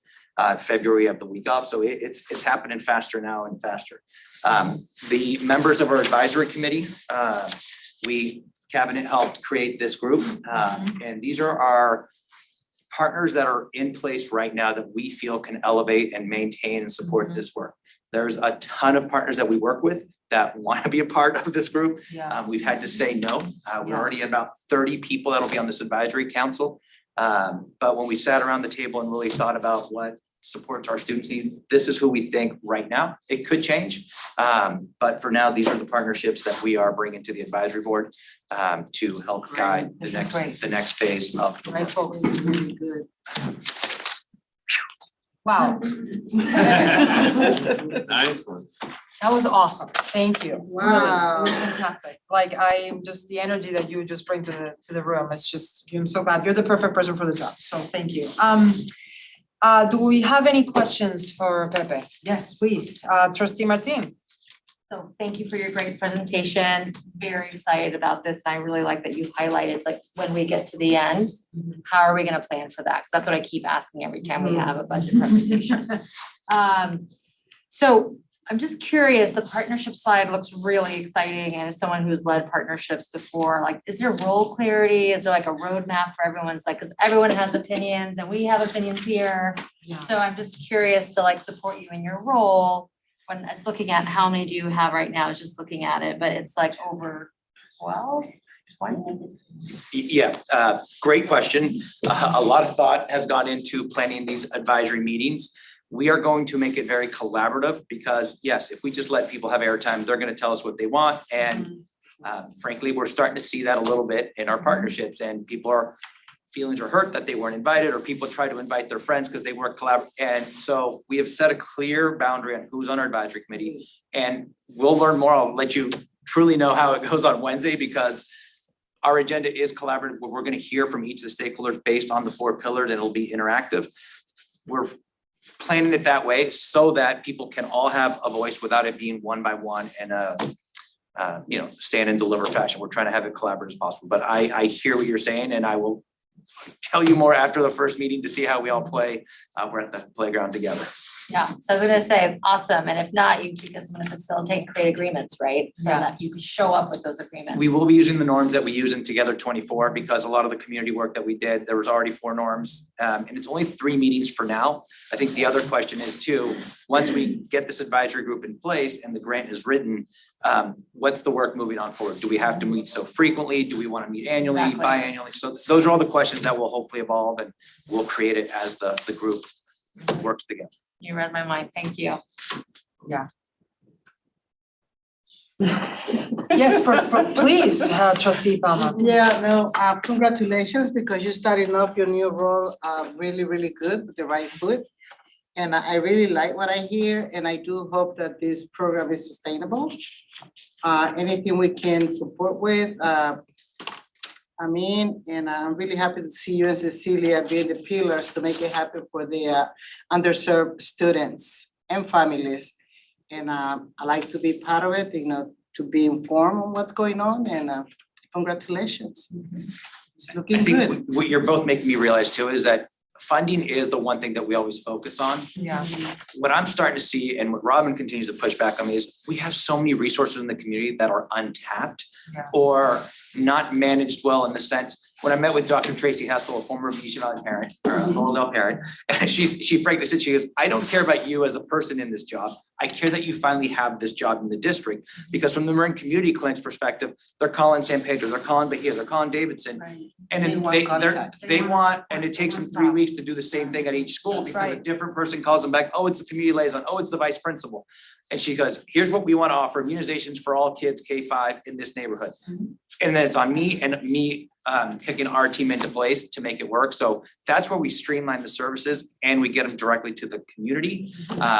And some of these, like community mental health, we had a meeting with, and they have services out there, and we keep hearing about mental health. So we just need to connect the dots. I think that's a lot of the work that hopefully we can do that. Obviously, now that we actually have resources to fund it, there'll be an intentional effort to make it better. Congratulations, Jim. Yeah. You have a good eye to pick the right ones. And make them go last. You just let us know, and I said, okay, but it's happening. Thank you. Congratulations, Pepe. It seems like you're off to a great Yes. start and, you know, we as a board are completely supportive of the approach and we wanna help in any way possible. And I think that, you know, with funding, really just trying to leverage as much as possible, which is, I think you're already doing with the advisory committee and trying to make those connections. So let us know how we can help. Good job. Thank you. So I was just gonna say that there's a lot of talent in this room. There's the staff, but also the trustees. So you can tell we are all with different roles, facilitating partnerships, collaborations, budgets. Like we are a group of folks who are really interested in, you know, making this successful, but we also have experience managing things of the scale and we can definitely provide whatever support you need. And in my case in particular, I also run, you know, a program for 7 years in the community. And I can tell you that there's a lot of disconnection because there's not even one place in Marin County where you can go and they give you a map of resources. Like the county has this like 3-pager that sometimes is not updated. So just navigating all of that is complicated. So just to put it out there that there's definitely resources in this room to help you with, you know. Thank you. No, I'm uncovering some of this as we go. And the other thing that when I met with Steve Mason over at Pickawee or the Morrow Center, there's spaces that are not being utilized. And one thing that it uncovered is they actually allocated resources to their nonprofits and their partnerships to use their space for. That's correct. For either like free or reduced rate. And they didn't spend the entire amount. And when I met with Mike Taylor, about we're supposed to be together about, he's like, wait, what? We're paying the money and we're, you know, so it's these little things that can definitely go a long way when we start building those relationships and working. Exactly. So good luck. Thank you so much for the update. Thank you. Appreciate it. Thank you. Thanks, Becky. All right. Woo, nice. Okay, so now we actually do have, we have a point. This is a long item, and I don't know if, you know, the staff, thank you for staying long. I don't know, I will just release you all, but anyway. So we have a very important item here. You all should have a document in your hands with the, yes, I don't know which one first, but which one? The election of officers. That was for the last item. We voted to make that the last item in the agenda. So I was gonna vote on that one. Actually, should I do that before or after consent agenda? Because it's the last item, we can do before consent. Okay, perfect. Yeah, that was voted as the last item. Okay. So the appointment of board representatives to various organizations and committees for 2023. So this is one of the things that we do at this annual meeting is vote on these committees. So you all should have this document that lists your committee memberships and who's the alternate. I heard from President Jackson and she says she's happy with the committees that she currently has. So no need to change her, but she's also flexible in case there's any interest from the group to switch to other committees. So I would love to hear from the trustees. Are you good with your committees? Would you like to, you know, change some of your responsibilities? Any interest that has shifted? Does the superintendent want to add anything else about the committees? No, we've tried to pare them back, right? We just want them to be important ones that coincide with Together 2024. Because each of you has an area of Together 2024 that you're hopefully kind of checking in on as well. And I apologize because I printed this off by person and it makes it a little harder to read, but the other one's better is by committee. So just, I'm gonna go through them super quick. Elementary District Budget Advisory Committee, that's Linda and Carolina. High School District Budget Advisory Committee, that's Gina and Linda. Capital Facilities Executive Planning Committee, that's super important, that's Gina and Carolina. Partial Tax Committee, that's Gina and Linda. DLAC, Marina and Lucia, we already said that. Superintendent Student Advisory Committee, that's Lucia. I think Carolina, maybe you're an alternate on that. I am. Superintendent's Parent Advisory Council was Linda and Carolina. Teacher Leadership Team is Linda and Carolina. Community Schools Advisory Council is Linda. I don't know if we have a backup to that one or not, but like this is a good example because Linda's not here. So I don't know, whatever. But she says she can stay where she's at. I can be the backup for that one, but anyway, I can tell you that again. And then those are kind of our district committees. And then there's non-district committees. So that's Marin County School Board Association. So that's all of you guys. The member, trustee representative member of the Board of Directors of Marin County School Board Association. That's Gina. Linda's the alternate. Golden Bell, that's Carolina. JLAC, that's Gina is chairing that with Tara, and then Linda's the alternate. City County School Districts, that's Linda, and then Gina and Lucia, that's when we meet quarterly. Heads Up, that's Carolina and Gina. Centerville Chamber, Carolina, Safe Routes to School, Marina. Effectiveness and Efficiencies, Carolina, and Marin Promise is Carolina. I know you've already seen that, but I apologize that it didn't happen. So I guess the question is, does anybody There's want one to change? that's, Yeah. there's a couple missing on Yeah. my document. so I Yeah. just Mine need Thank you to- for bringing that up. Yeah. So I guess just if there's any changes or what you want to Yeah. add or whatever. So it's right on there though, Yeah. like the capital Yeah, it's right on facilities, I there. noticed It's that, wrong on yeah. this, but it's right on Okay, there. and that one. That one's not right. One, yeah. This All one's right, not so right. I guess this one, never mind. So, Yeah. I don't think it works for me, the safe routes to school, because, when they have the meetings, I'm not available, just in the morning, so I don't think I can do that. And I do remember at our last meeting that I signed up for, community outreach. Unless that has changed, I would like to know that. So remember, there's Two- there's Together 2024 with Yeah. all those 16 Yeah. ones that you guys are all, and then these are, So all of us are in those it? aren't really committees necessarily, those are just efforts. But right? it's confusing, it's Yeah. confusing. It's sort of like, It's These confusing. are actually But these are committees that officials, actually- these are more like official of the board business, and the other ones are that are related to Together 2024. But I was confused too, Marina. So it would be nice, it would be nice to see I both. just stay with daylight then. Yeah, Safe routes doesn't really, I can't. I'm not sure that Safe Routes meets in the morning. I think they usually meet at 5 Whenever o'clock. they meet, I Thursdays, just isn't can't, it, I'm or always something? working at the time they meet. Okay. do we need to have a board representative for that committee? I don't know, Bob, we don't need a board member necessarily, do we? Bob. I mean, I'm there. Yeah. Oh, so you're it. You're it. Yeah. Thank you. So unless somebody else Change the wants to name go, to Bob that's, Martucci. forget it, Yeah, Bob no, there. because Yeah. sometimes it's there's, we have D-like too, every, you know, every 2 months, Yeah. whatever. So If anything comes up of importance, let us know. you'll be the first to know. Thank you. Thank you so much. You're the Alright. best. Way to go. Any other ones you want to I add? love it. So Carolina, you have a lot on your plate. No, Carolina, I think you have a lot on your plate. I don't know. I have to reassess what is on my, Yes. yeah. Now's the time to do it, Is the right? time to do it, Yeah, is now. so- okay. No, it's gonna take us some time, I gotta think. So for example, there's one that I can maybe potentially help you with that I could be interested, but you can say no, but it's the efficiency one. Is that there? Too. Yeah. Go They down. meet at I seven. like them, because seven we or meet at 7, I There can it just is. pop on that call. Okay, then never mind. It's an easy 7 AM Oh, call. yeah, seven. You can have. Yeah, that's right be a before backup. JLAC. Wanna be a Okay. backup? Yeah, be a backup, be a backup. You can join the meeting tomorrow if you'd like. Do you guys still meet on Zoom or are you meeting in person? No, yeah, 7:30 AM on Zoom. 7:30, Yeah. it's right before JLAC.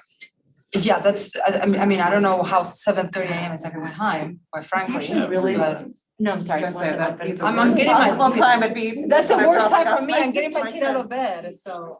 It is, because it's it's cross pollinating all of our. I'm okay with this. I'm glad, I was worried that I've been on the Sanderfeld Chamber Yeah. meeting, but it looks like I'm off that now because I have yet to be able to go to one of Okay. those meetings because they're I- always scheduled for lunchtime. So I'm They're always working. scheduled for lunch, so if anybody wants to lead the lunch, it's That hard. time. Christina usually. I attend and I think that's sufficient. That's Okay. sufficient. Wonderful. Knock it off. Not, That's tough. take her off. Thank you, Christine. I love it. Thank you, Sanderfeld Christina. Chamber. We love the staff. I wanna Thank you, go, but I staff. can never go. Thank you, staff, also for staying late. My I'm happy goodness. to wrap this. I'm not getting talked into taking Golden Bell. Let's find one for Amy. Now. Yeah. Yes, I want to. Amy, Yeah, like. Anyone who stays this late is getting Yeah, it. yeah. Does that still work? See, a heads up. How about heads up? Yeah. Does that that's a- work? It's fine. It's fine. I can't, I'm happy to be the alternate. You're happy. How does it We'll feel work for on you, Carolina? It's tough. We It's a can tag stretch. team. It's a stretch. It's a stretch. They have their retreat, I would just say the big one is they have their retreat coming up And I'm not in gonna be able to go to January. it. So if you can't, that's probably the most important meeting you have to do. That's the one at 1/11, January 11? Yes, January 11th is their. It's at Alicia's house. It's their like, it's their It's big planning retreat. several It's- hours. Yeah, it's a big one. I don't know if I can add much value to that. You guys are great. You have a lot. Yeah, you have a lot. That's why I'm thinking that we You need to guys balance it. do. Um, Okay. Is there any of these things that the staff is already attending, Carolina, or we can ask the staff to Yeah. report back? Is there any of the committees that you currently are sitting where the staff attends? I mean, we're in promise. So Right? we can take you out some of those. Yeah. So if there's staff already attending Marine Promise. Yeah. I mean, that would be Jim, fine. you go to that, right? Well, they're great. Let's do that, let's do that. Yeah, just make me alternative, make me alternative. Yeah, make her, let's do that. That helps with the burden a little bit. You get that, Robert? Robin, not that we don't appreciate the partnership with Marine Promise, but it's a It's a lot lot. for us. Thank you It's so hard much. to work full-time and Yes. do this. And all of us do. You guys are And be really- a mom, Grandma. Play right before the meeting. It's a lot. Okay, so my question, go back up to the community one, where is it on there? Is it the community schools environment? Advisory Council. That's Marina, would Linda, you- she's not here. Which one She is says it? she's happy to This is stay the where she's at. community I know schools if you want advisory to, it's council. okay, she's not Which one here. is that? Oh, I can be the alternate. Yeah, When I do can they be the meet? alternate. I wanna be the alternate for So this is one, that actually. our I do meeting wanna at be the night? alternate for this one. Okay, Lucio. I'm the alternate for this one. And it's Wednesday. Tomorrow, Wednesday. Oh, yeah, 6 o'clock, yeah, I can probably do that. Yeah, is that one that's gonna be the big meeting with Yeah, everybody? first one, the one with the, Okay, I can at least call in. We're gonna do it in person. Oh, is it? yeah. Okay, Yeah. let's talk. I'm not sure I can make it on Wednesday, but let's see. Lucia, let me know. If Linda can't go, maybe I can go, then I'll go to this. No, Linda cannot go to this one for sure. Okay, Yeah. She's out of why the don't you and I country. talk? Yeah, why don't you and Marina I, might want- Marina says she might. you may wanna go, Carolina? You wanna go to this one? Oh, you wanna If do it's this? at 6, I work in the city, I get home by 6:30, quarter Yeah, to 7. Carolina. I can try, I can Driving. see if I can try to make it. Let's see if I can. Okay. Okay, the teacher leadership team, so that's kind of, that's Tyler's meeting of the secondary teachers. In person or Zoom? It's in person, but it's I don't know what else you'd say. I love it. I think it's a super important one. I don't think it's necessarily to have a board of people there, Sounds like Tyler's frankly, gonna that's just my. Tyler is, Yeah. Tyler seems fantastic. He's in Oh, charge. thank you. You know what I mean? Like it's so that's just one more, you can do what you want on it, but it's great work and it's great professional development, but it's a regular meeting, It's a lot of work. staff, so that might be one to take off your plate. But remember, it's Linda Jackson, so at least you don't have, it's more on Linda's plate than it is on yours. But I can totally. Carolina's you just okay. make her do it. Take Carolina Take off. Carolina out. And then Linda could just go or not go. Exactly, let's do that. Okay, I like it. I And like then I'm it. good, I think I'm good. Okay, thank you so much. This is great. And thank you for the flexibility, Jim, and the staff. We know that it's a lot. It's good to have some board members and committees, and I'm sure President Jackson will encourage us to be more present in these committees because they're definitely important, but we have to be realistic, and also we don't wanna be not be responsive to the staff. But so I just wanted to point that out, that we are also, I'm sure, available to meet one-on-one if necessary, but sometimes it's hard to schedule recurrent commitments for us. All right, thank you very much. Thank you. Perfect, thank you. No, thank you. I'm glad you brought that, you pulled that out. Thank you, Jim. Thanks, Christina. All right, okay, so we got to the meat of our meeting today, which it is the item that we moved, thanks to amending our agenda, which is the board reorganization, election of the of officers for 2023. And so this is the appointment of the president and the vice president of the board and the board's secretary. This is a very important election that happens, in the annual meetings. Unfortunately, because Linda Jackson is not here, I would like to let you know that she regrets not being here for this meeting, especially because she has been serving as a president of the San Rafael School District. She's grateful for the honor to serve as president of the board for the last 2 years, and that she worked for many transitions like COVID and transitions in leadership. And although Linda is stepping down as president tonight and she's not going to be serving in that role, she definitely looks forward to continue supporting the leadership and the next president and next vice president of the board. I would like to add, before we open to election, that I, in my role as vice president, have had the honor to work very closely with Linda Jackson for the past year, and I cannot say, her role as a leader for the school districts is really remarkable. She's a true public servant. She worked in San Rafael, the city of San Rafael. She's a parent of the district, and her children attended San Rafael city schools, and her commitment for about, I think, 18 years that she has been on the board, 16, 19 years. And I don't think having such a new trustees like we are, it would have been possible to have this kind of transition if it wasn't because Linda Jackson was a rock and a leader for all of us in the last 2 years. So I really want to recognize that, because it's definitely a pleasure to work with somebody like Linda Jackson. All right, so it's time to elect our board president for 2023. And nominations are now in order for the office of the president. So will any trustee like to make a nomination for president? I'm gonna go with trustee Palma. Yes. Hi, good evening. Before I nominate a person I'd like to be our next president, I'd like to say that, yes, Linda has been amazing, and I'm sure she still will be. I have learned a lot from Linda, and I'm happy to hear that she will continue with us. So I would like to nominate Gina Daly as our next president. And the reason why I'm nominating Gina is because she has proven to be a strong and consistent voice for equity in our district.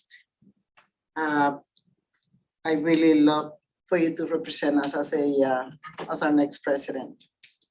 And I would like to move that request. Yes.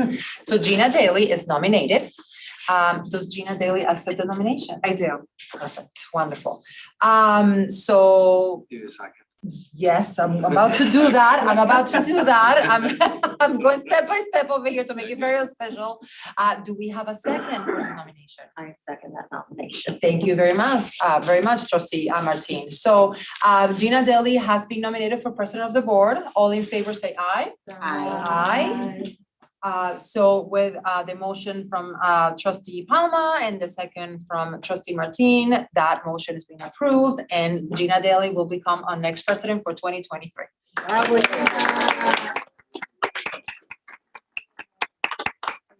So right now it's time to elect our board vice president for 2023, and nominations are now in order for the office of the vice president. Who would like to see to make a nomination? Trustee Martin, now. Trustee I Martin. like to vote for trustee Martel Dow.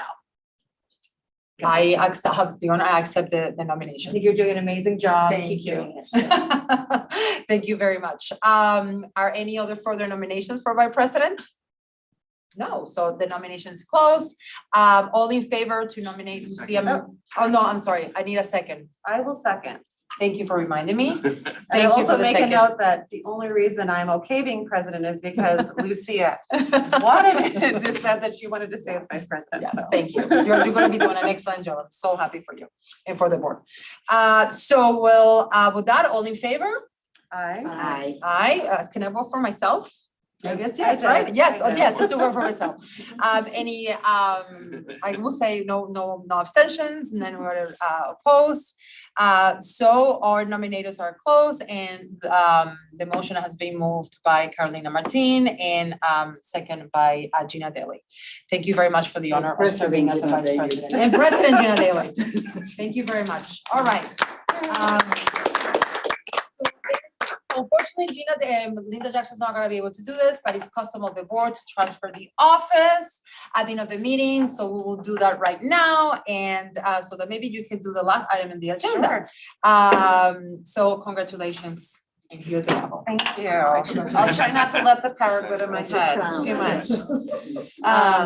Yes. Thank you, Vice President Martel Dow. So without further ado, we have our last item in the agenda, which is the consent agenda. Does anyone have any items that they wish to pull at this time? Seeing none, I'm looking for motions. I'll move to approve the consent agenda. Do we have a second? A second. The motion has been offered by Vice President Martel Dow and seconded by Trustee Martin. All those in favor, please say aye. Aye. All those opposed, nay. The motion passes, and with that, we adjourn. Yes.